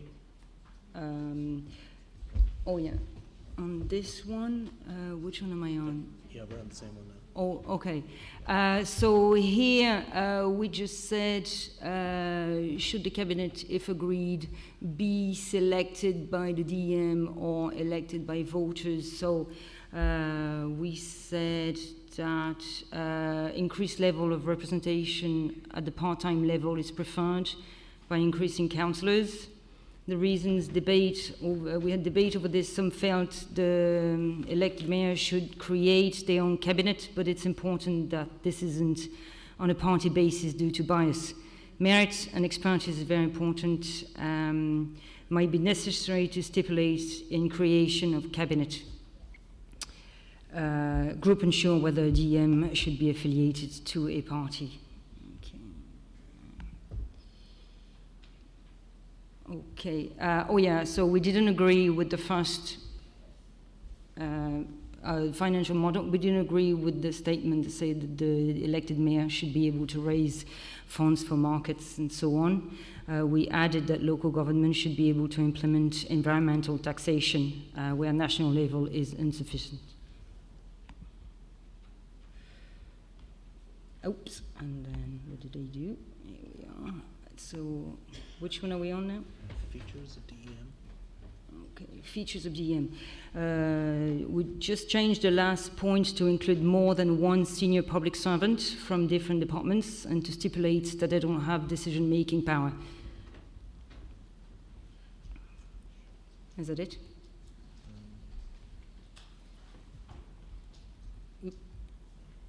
Is there another feature? Is that it? There was 2 slides on features of DEM structure. So this is the first, and this is the second. So you've spoken to this. Yes, and done this one. Am I missing something? The previous one. This one? This one.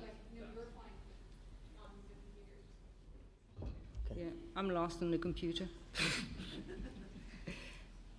Which one am I supposed to be on? Financial model. This one. Okay. What did we say here? The piece in red at the bottom. To a practical degree should be affecting. Oh yeah, long-term should be servicing. Yes, that's to a practical degree, as yes, some, for instance, electricity wouldn't be a good idea. Okay, is that it? That's it. Okay. Right.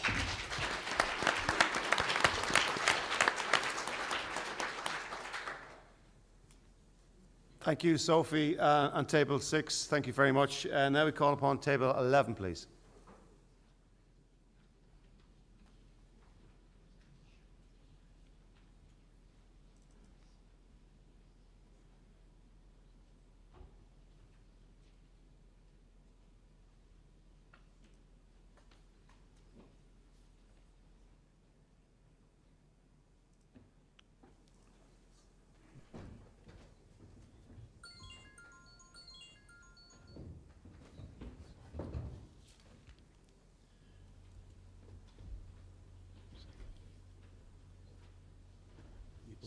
problem. The slides have disappeared. Okay. Slides have disappeared. These computers will never catch up. These computers will never catch up.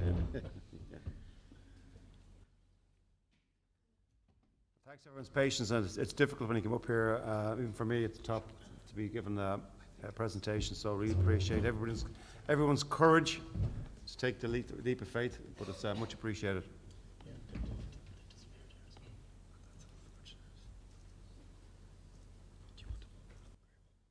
If I could sing, I'd fill in the time, but I won't. I'd hate to see people leaving the assembly so early. Agreed. Chair, could we call the next table? We'll try and repair. Okay, so we'll move on to table 3 now, please. Table 3, and we'll come back to 11 in a few moments. So table 3, and Luke, thanks. Yeah. Okay. You can.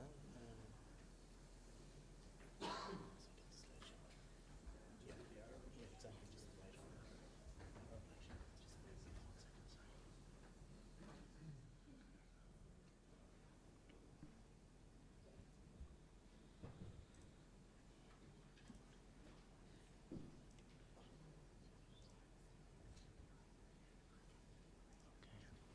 Just the arrows. Yeah, just the light arrow there. Okay. Thanks. Hi guys, I'm Luke from Table 3, and to say we had a good discussion earlier on. We agreed a lot on some clear points, and then we had some disagreements that raised good questions. Based on the functions to devolve, we felt like primarily that we agreed with the slide that Breed throwed up, that it was a good representation of what we felt, how the powers and how they should be prioritised being devolved. But we noted that healthcare was missing from the sheet that we got. We thought the Gaeltacht and the GAA could be devolved locally, that arts was a very important thing also to localise in the community, that environment should be included within climate change. And then there was a discussion about primary and secondary education, that proportions of certain elements can be devolved straight away, and then over time some other more difficult things that are centralised could be devolved. And the same with things like healthcare. But overall, I think for the functions, we kind of came to an agreement that everything noted and that was voted on the last time should be devolved in phase 1, and what would be possible or feasible to devolve, we could devolve, and then adding on things over time that could follow later. So then we went to the structure, and we had again we have 2 examples that we kind of resolved upon, and the interesting thing was what was kind of consistent among them and what was different. So in the centre where we have the assemblies, we felt in both examples that the new Dublin City County and City Assembly should be bolstered by the Citizens' Assembly and the Plenary Council from the local government branches below, and that should act as a policy maker for the DEM, but also as a way to hold the DEM's office accountable. A big thing that we landed on as well on the table was that the Director General or the CEO is someone that is appointed directly by the DEM, and that's a way for policy then to be implemented among the lower levels of government. So in this example, we thought that a remaking of the existing 4 councils would be a good option to go. And then there was some disagreement on that. Some people on the table felt that a devolution into the towns' councils would be more sort of representative and a kind of a better reform for everybody in Dublin. But as you see here, the middle, I think the core agreement that we had was that this new assembly as a branch between local government and the DEM was good. Here we had almost full agreement in terms of what was in terms of the features of the DEM's office. The disagreement that we had with the councillors on the 25 Dublin Assembly, that we were unsure in our discussions whether it's better that they were elected directly from the public or nominated by councillors. The side that was on having it directly elected by the council felt that it was a better representation and for the people of Dublin, whereas on the nominated by councillor side, the discussion was more around how if they're nominated by the councillor, they're more informed to feed into that council discussions at the higher level. So they're bringing ideas up from the ground. Then on the other points, we really unanimously agreed on these that the council should be made up of the smaller constituents within the Dublin new structure. But we were the point on this was that they should come from however the green is decided upon here or structured. That the councillors on the assembly should be coming directly from there. Which councillors should be made full-time? We agreed that they should be full-time, that the cabinet or the office of the mayor should be selected by directly the mayor. We agreed on that.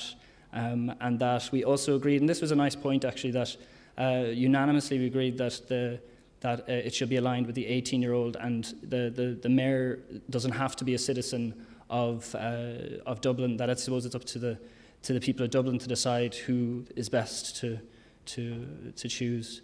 And then for these points as well, we in green or in yellow we sort of unanimously agreed on all of these, but then we sort of added in some questions that came from the discussion, and that where powers should be devolved, that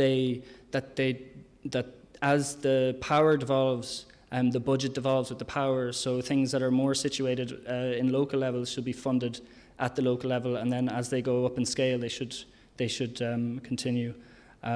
We thought that the DM should have power to propose new taxation, but that it should be subject to ratification of the new assembly, and then that the discussion around the percentage of the budget raised should be retained in the area. That was a discussion around how the money going back to central government from Dublin. We felt that needs to be a negotiated thing over the term of the mayor, and then.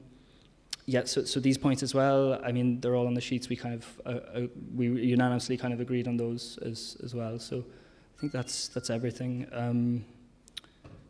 Yeah, and then one of the main points we thought that the DM should be submitting a 5-year strategy related to the budget for the Assembly to kind of agree on and to be able to hold the mayor accountable for the outcomes of that strategy.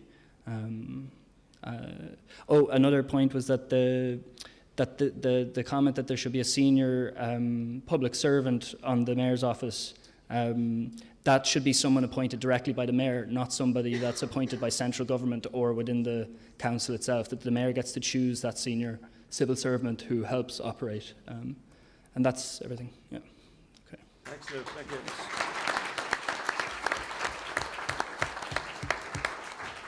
Thanks, Luke. Back to table 11. Thanks, table 3, and we're back to table 11. Thank you. So it's 11 then, 9, 2, 7, 10, 1, 4.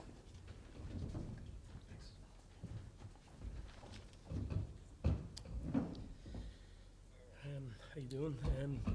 My name is James, table 11. Hope this works okay. Right.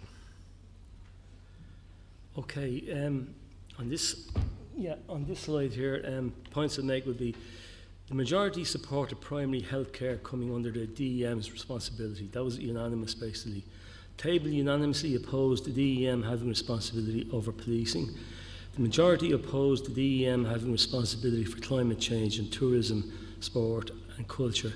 I think we felt that, it's a big job, and especially if it's just starting off, we want to get some quick wins, and we think that these would be ones that could tangibly be dealt with initially anyway. Now, the majority at the table opposed the DEM having responsibility for climate change and tourism, sport and culture. We're not saying they're not important, but relatively speaking, in terms of where the initial focus should be, we felt that maybe they weren't really within that list. The table agreed that homelessness services should be separated from general housing. It was strongly felt that there are two items that should be separated for the focus of the DEM and the team.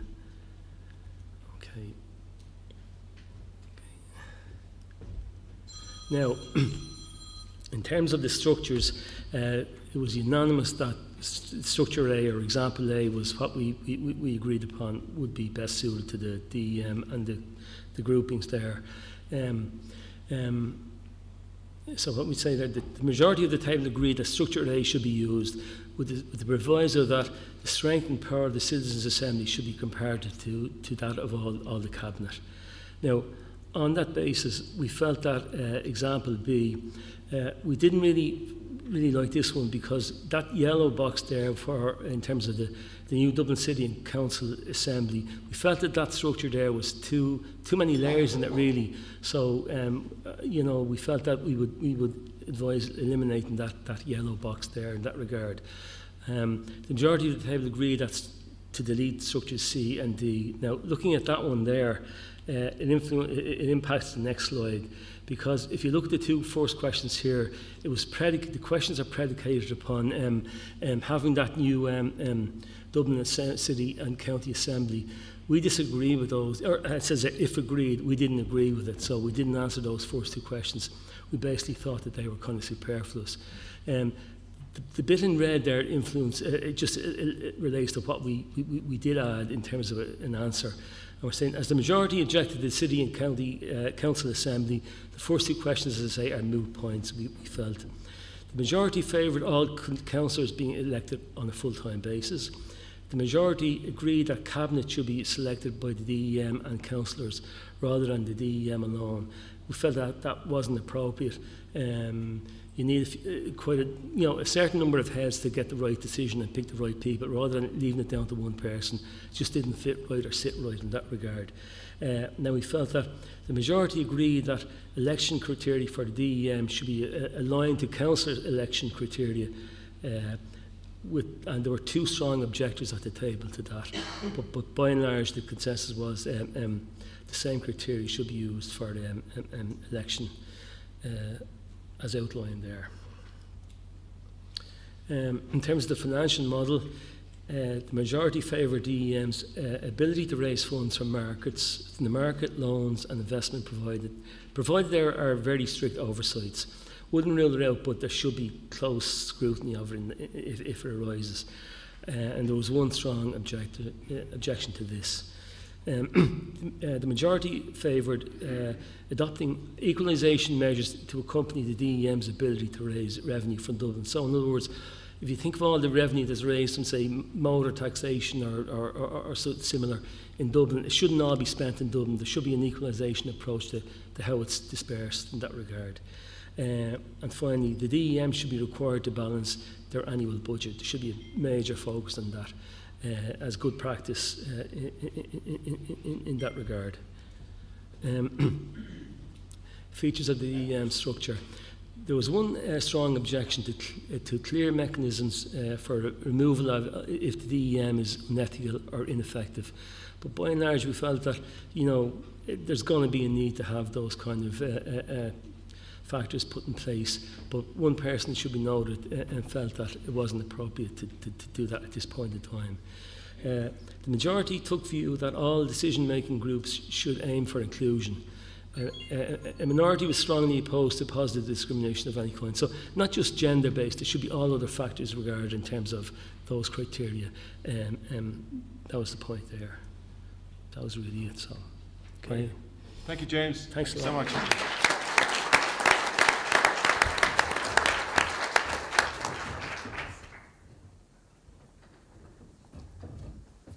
Next up, we have Table 9.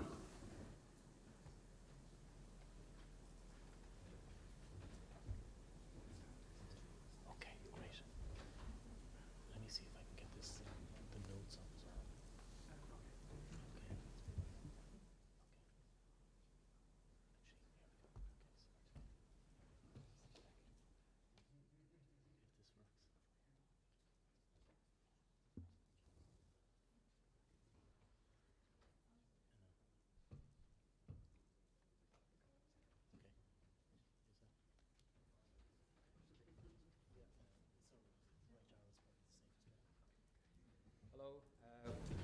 We decided to do it with two people, not because of extreme divisions on the table or anything, just because we thought it'd be nice. liven it up a bit. Yeah. Although obviously there are extreme divisions. There are. Great. Do you want to start? Yeah, sure. So, hello, we are... I'm Michael. I'm Peter.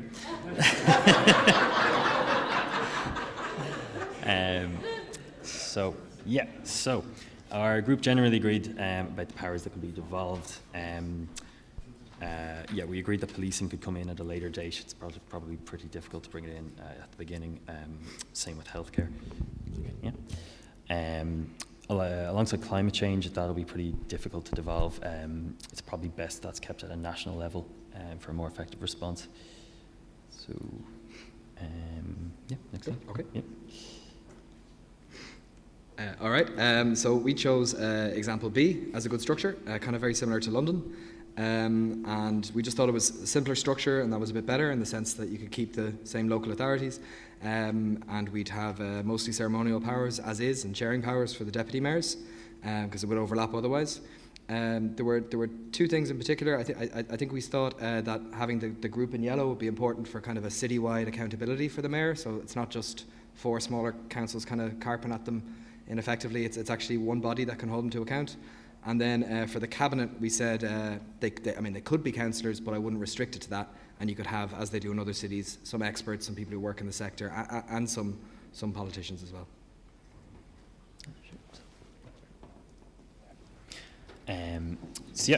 We went with the 25-person City County Assembly, and we were a bit split on how they would be elected, whether they'd be elected by the public or if they would be nominated by as councillors. It would be a fairly complicated ballot paper if the electorate had to vote on local councillors, members of the County Assembly and a new mayor. There was the suggestion of anonymous voting to reduce party politics, and the merits of publicly elected assembly members to increase representation citywide were noted. Regarding the councillors, if they should be elected, if they should be made full-time even, we didn't reach a consensus on that either. Many councillors find it difficult to complete the work on a part-time basis, and so following on that more power and responsibility should lead to more work, it would make sense to make them full-time.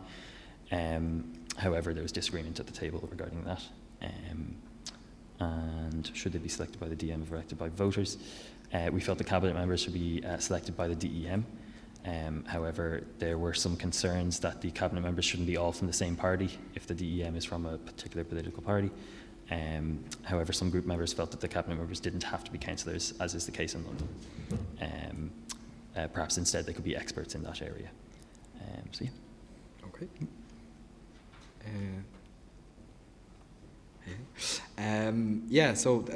This one, like a lot of people, I think we agreed with a lot of it, which was, yes, they should be able to borrow or raise funds.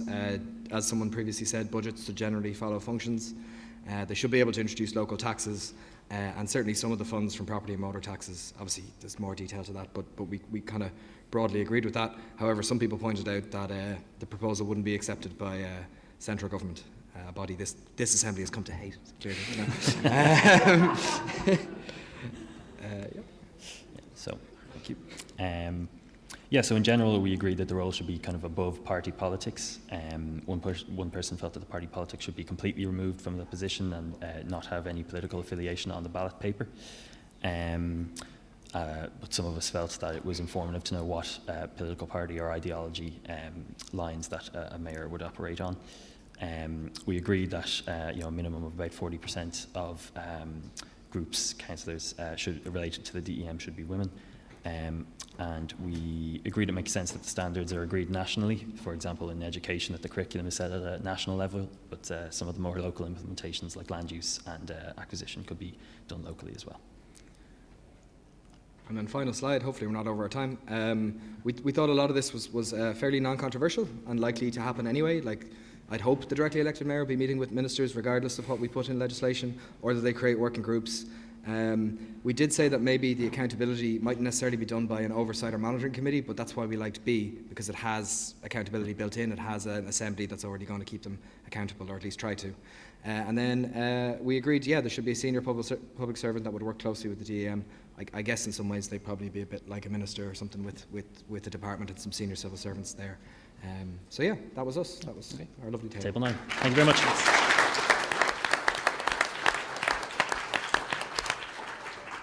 Thanks to the duo of Michael and Peter. Thanks so much. And table 9. Now on to table 2, please. Table 2.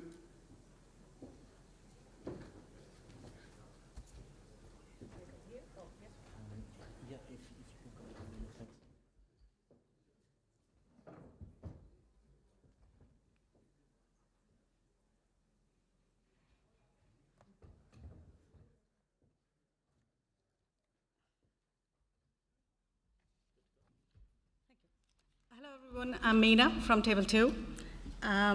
So the first slide we have, so on this slide we agreed on most of these. We have one inclusion for primary health care, and especially around the infrastructure, for example, premises and all for local GPs, and how it should be supported through localization. We agreed on rest of the points. So for the second slide, of the 6 of us, we spent a lot of time on the structure, and the rest of the slides we spent really for little time. Structure, and still we haven't come to agreement.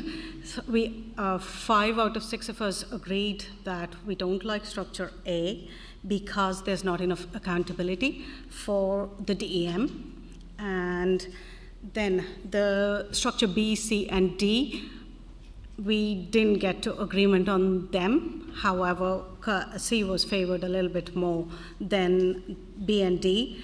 The only caveat there is there were concerns about the practicality of how that might work, given it's so new. So on the rest of the slides then, on this slide, we did not get to discuss point 1, 2, and 4. So 3, we agreed, mostly agreed that all councillors should be full-time and also be equally remunerated to match the increase in their powers. So if we are talking about devolving more powers to local authorities, then the time they should be spending is more, but also they should be remunerated accordingly.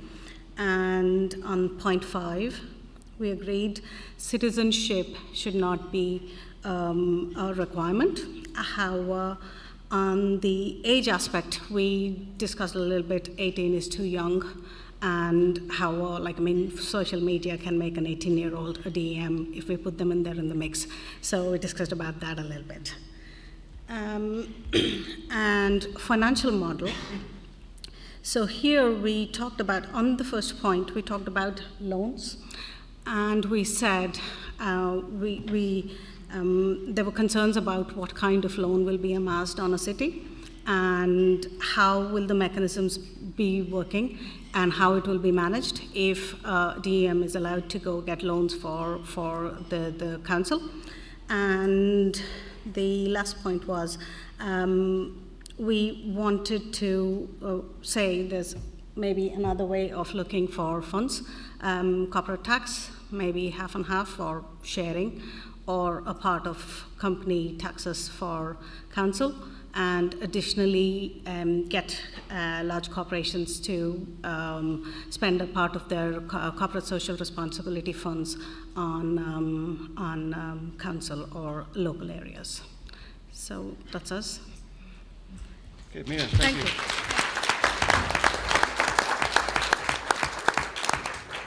Thanks to Meena and table 2. Now on to table 7, please.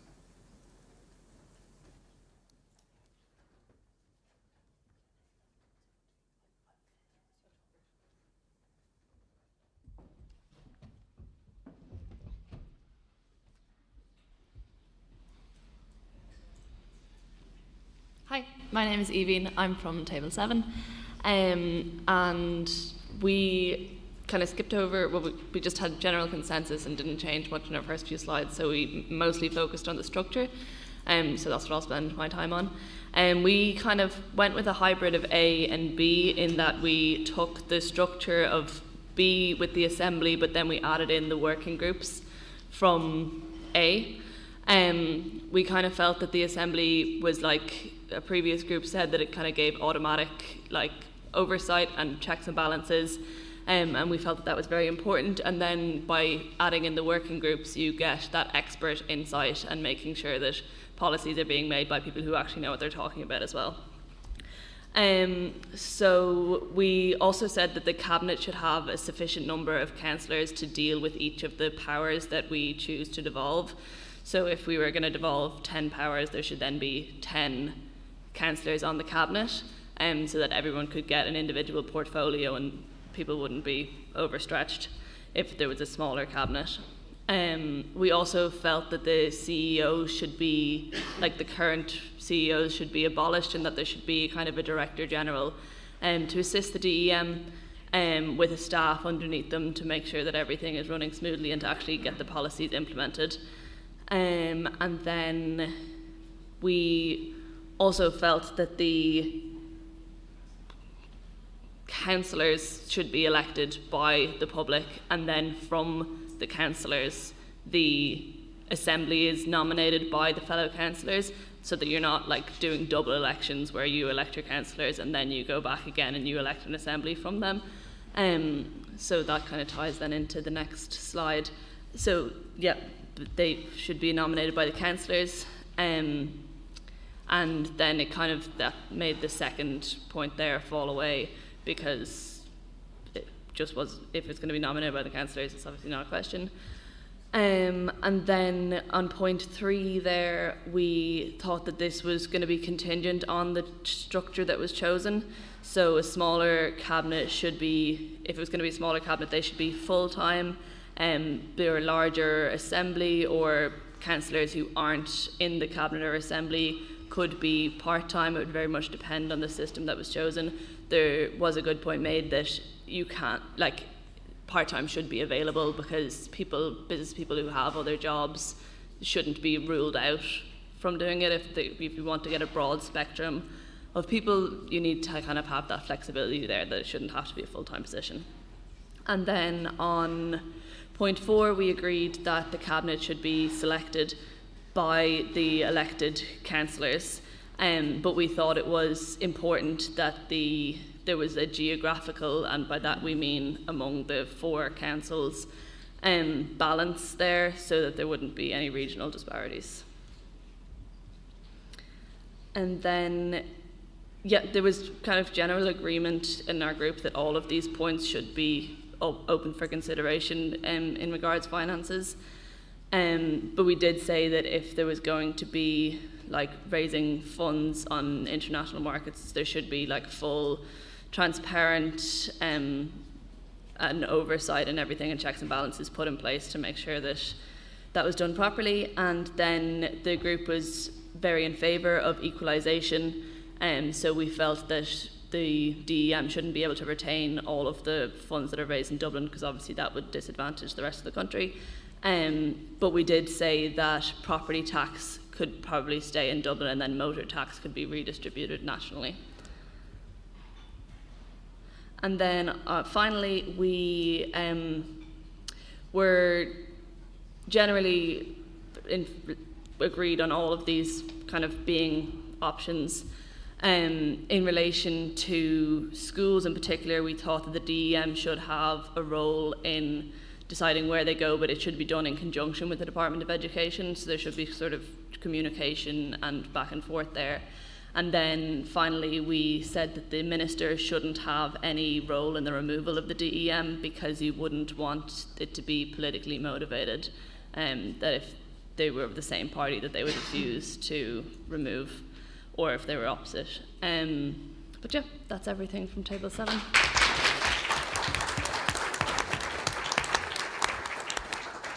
Thanks, Evian, and Table 7. 3 to go.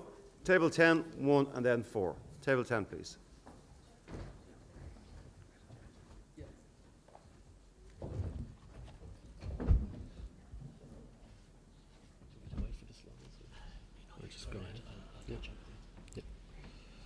Hi, my name is Ross from Table 10. We had lots of good debate. Didn't come to a full consensus on everything, but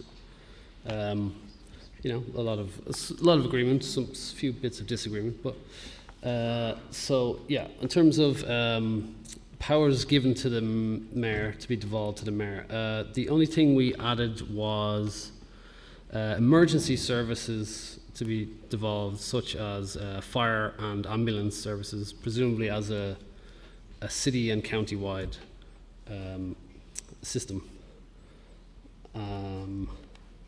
In terms of the structures, we're sort of evenly split between structure C and structure B. I believe nobody voted for structure D. Most of us thought that localness should be highlighted in terms of a more localized system in terms of the relationship between the people and their councillors. Yep, I think that's that one. And then on to the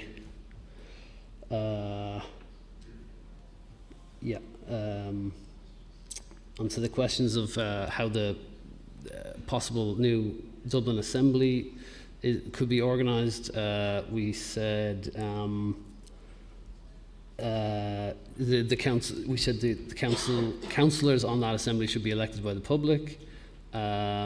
We were unsure on the question of the constituencies, whether it should be one big constituency or several smaller constituencies. That was a bit of a we were a bit unsure on that. We thought that, I think most of us thought that councillors elected to the citywide assembly would be full-time, and if there was a town council layer underneath that, those councillors would probably be better to be part-time. In terms of the cabinet, that was quite vigorously debated and questioned in terms of what kind of cabinet there should be or how that should operate. I think the majority thought that a directly elected mayor should be able to select their own cabinet, but obviously that does come with certain problems, potential for cronyism and corruption and bias and so forth. So there probably would need to be some sort of system of perhaps the mayor would have to put his cabinet selections in front of the councillors, and perhaps they could veto if they think they're unsuitable people, or if they're concerned with cronyism and that type of thing. Checks and balances. We all unanimously agreed that the electability criteria would be on the councillors, i.e. you just have to be 18 years of age, and you wouldn't have to be an Irish citizen. I think we didn't really consider that to be an issue at all. It's whatever the people want to vote for they should be free to vote for that. And then the last issue was the mayor's budget should probably be subject to some sort of checks and balances system with the councillors. Potentially the mayor might have to get his budget passed by the councillors. Perhaps they can reject it. I think that's everything. Yeah. Okay, thank you.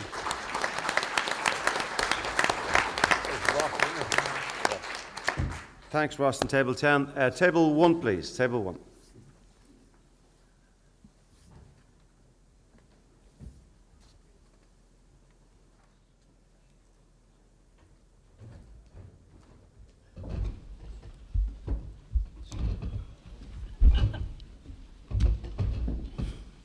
Good afternoon.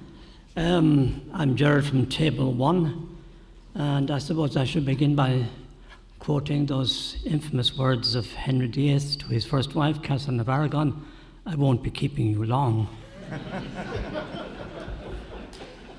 With regard to the powers to be devolved to the DEM, we noted that there were two lacunas in this particular area.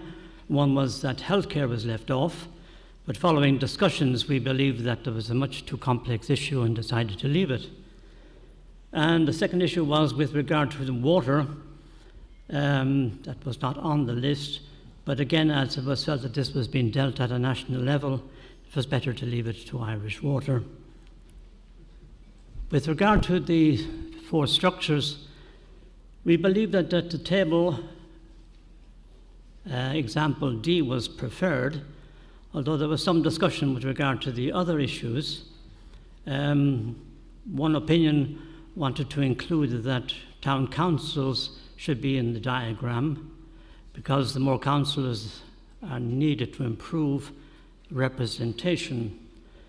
Other citizens felt that structure D would benefit without a citizens' assembly, so deleting the citizens' assembly, because this would add an extra layer of complexity to the issue. With regard to example C, as we were practically agreed on D, it was felt that a little bit of C kind of mixed in would also be appropriate.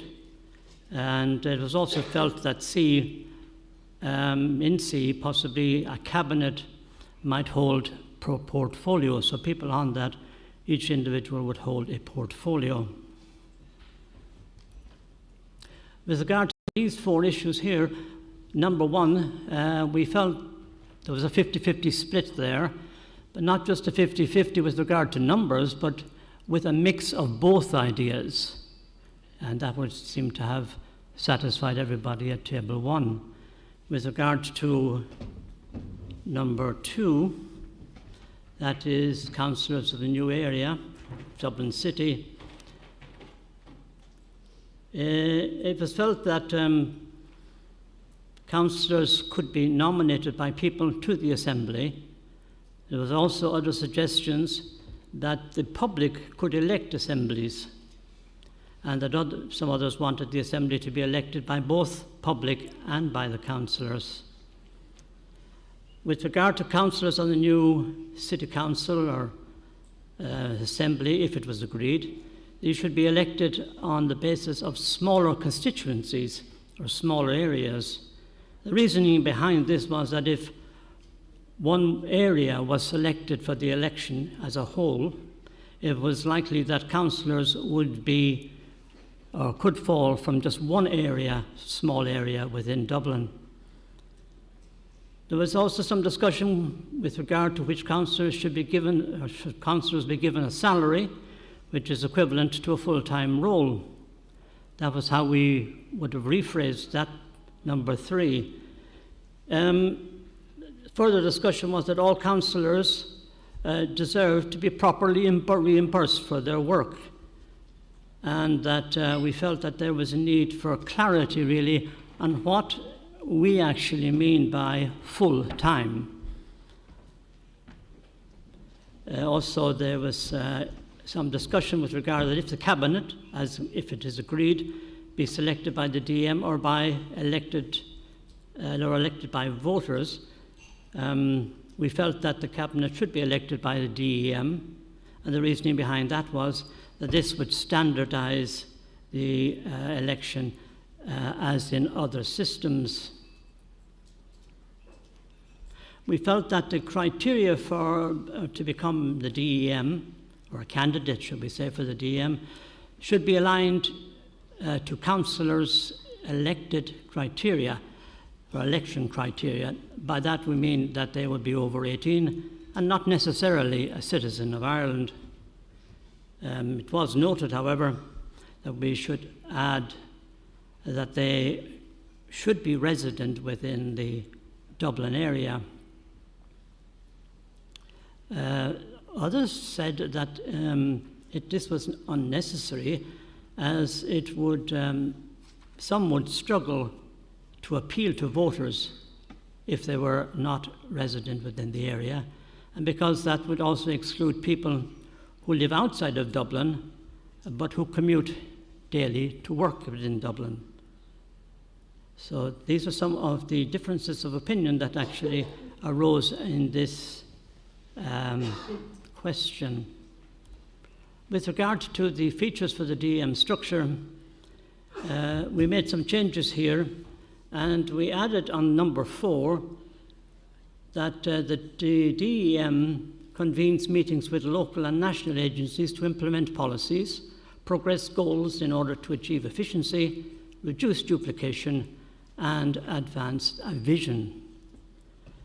We thought that the features there would have been improved by that contribution. With regard to features for the DEM structure, we had an open discussion with this, but while we would suggest that while the DEM is in post, that they should not, or rather be better if they did not, take a paid employment or take a representational position that would be financially rewarding. The reasoning behind this is because being a politician, many people will have additional jobs and additional incomes, as we have seen quite recently within the news. It's also felt that councillors should be, the pay of councillors should be renewed and should follow the European norms on pay and terms.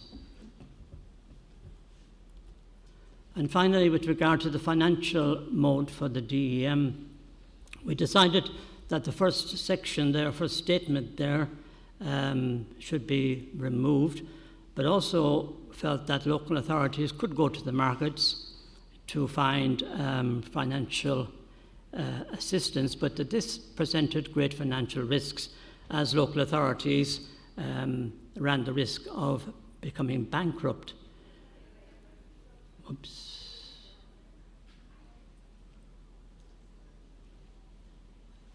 Assistance, sorry, I lost. You lost your notes, is it? I know, sorry.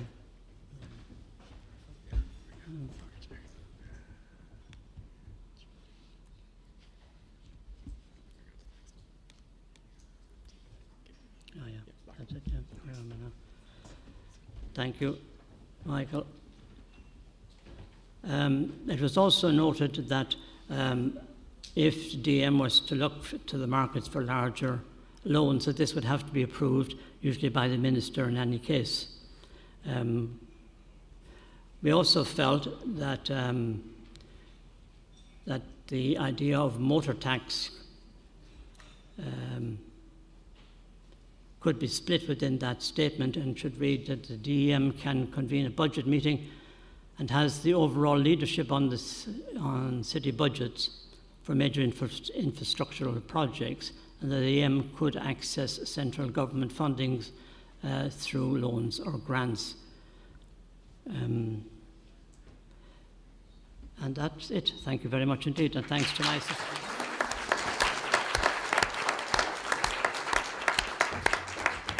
Thanks, Gerard, on table 1. And finally, we conclude with table 4.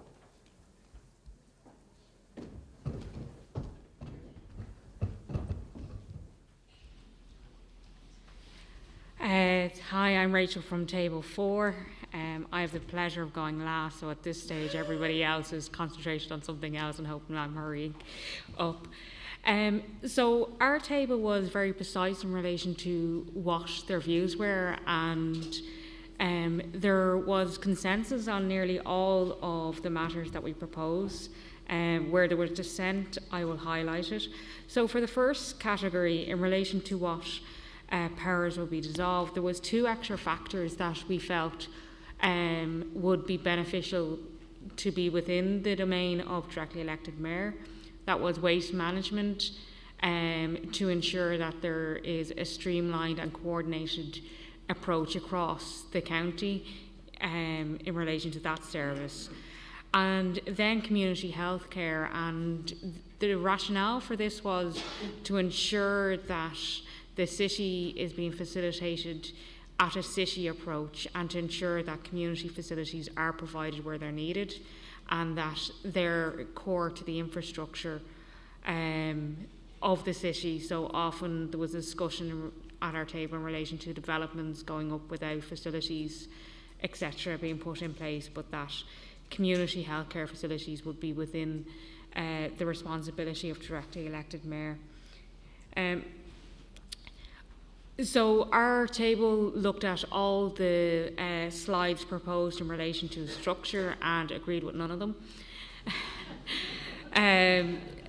But we did take bits and pieces out of them. So we came up with a variation of structure C. There was a strong view from my group that smaller, more defined town councils would be much better facilitating getting the core view at the ground divulged to the top. So breaking down the large council systems that are in place at the moment, and that there would be much smaller defined areas, so that those working in those areas would be able to facilitate the public better. However, we had a bit of a concern that the idea of maybe 20-25 town councils feeding into one assembly might not work directly. So a potential for a second layer, not officially a council, but some sort of second layer to funnel all the views, but that we were happy with keeping the assembly and thought that was very important. But I suppose the core and the very definitive view of my group was that the Director General would be below the DAM, that they would not be on par with them, that the DAM would be overall and would have overall responsibility, and that there would be one as opposed to 4 existing chief executives at the moment.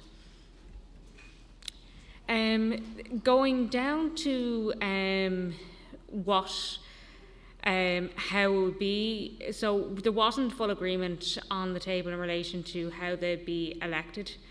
I think there was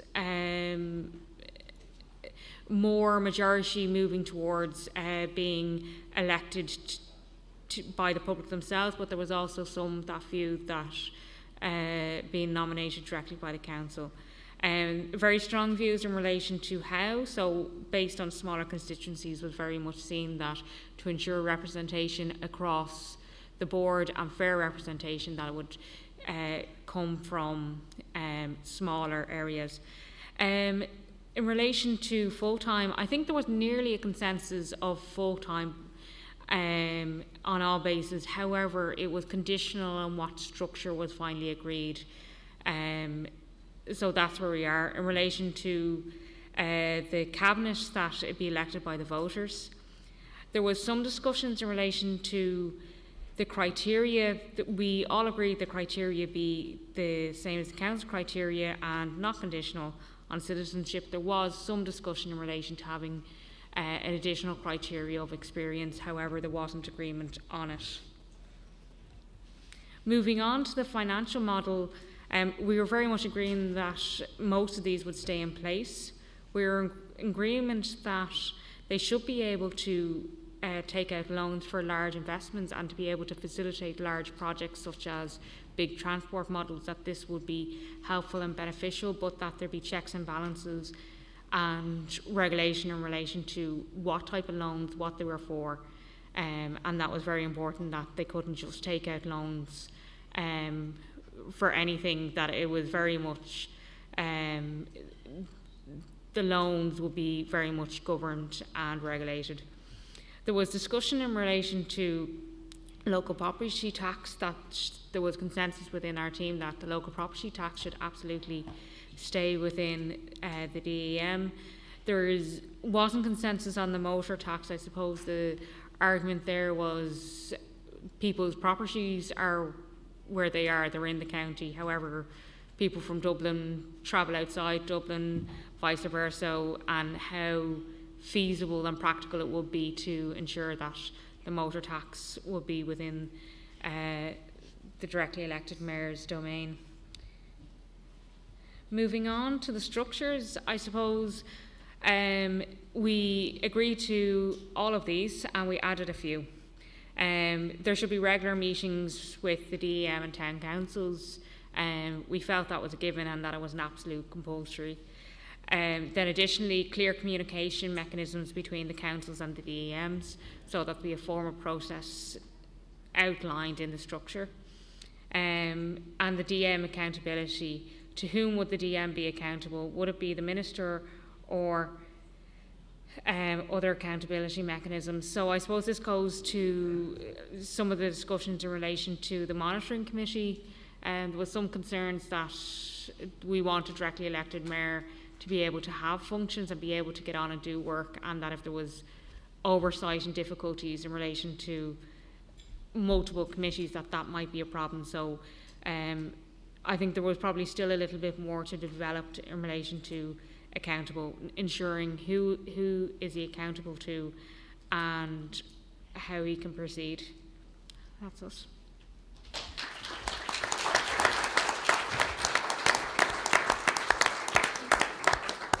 Thanks, Rachel, and Table 4.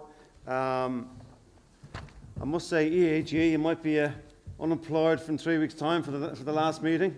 Very impressed with everyone's knowledge there. I know it's a very complex area, but those presentations were very impressive from the groups. So I'd like to thank Janice, Nicole, Sophie, James, Luke, our new Anton Deck, Michael and Peter, Mina, Evie, Ross, Gerard, Rachel for being so brave to come up to the top table and give the presentation. I'll give them a bill of us.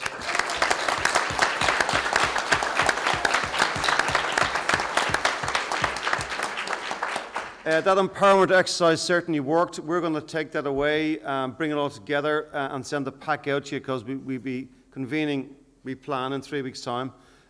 So we'll need to distill all the information and push it back to you. What I propose now is that we'll move to our next item on the agenda, which is proposing some structures for you to consider that you do some roundtable discussions and then give us some feedback. And then we'll conclude. But before we do, I propose a 5-minute comfort break, so it could be all back in their seats by 15:30. That's 3:30. Thank you.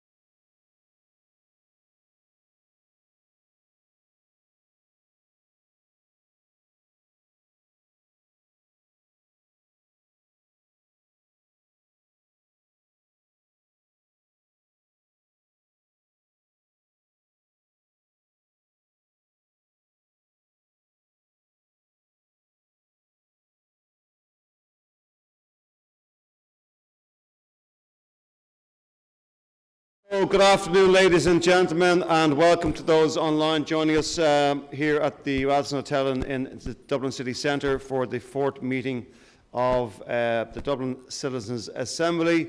We've just gone through, for those joining online, some presentations from the Assembly members themselves on their particular thoughts in regard to structures, devolved powers, funding, and some other related matters for directly elected mayor.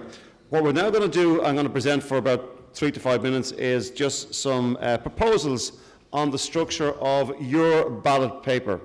So it's very important for me to emphasise you are not voting on anything this afternoon. Those are the sample papers to generate some discussion so you can shape and mould your ballot paper when we convene in 3 weeks' time on the 1st of October.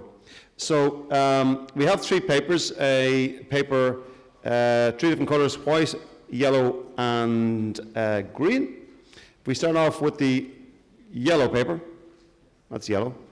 And this now we're looking at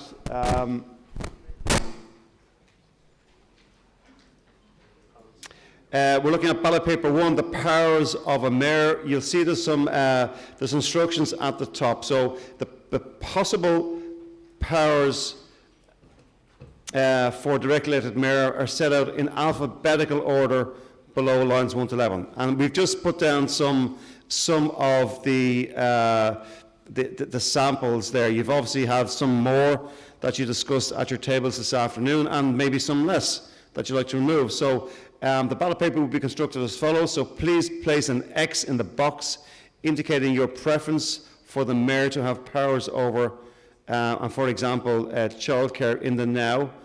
In the now, we're taking it in that'll be kind of 5 years. In the future, beyond 5 years, or never. You may, if you wish, define what now means. Is it 3 or 4 or 5 years? But that's up to you. And then you have your 4 columns, the function, responsibility, just a picture, an icon of what that responsibility might be, the now, in the future, or never. So please consider that. Come back to us on your thoughts and your considerations on that paper.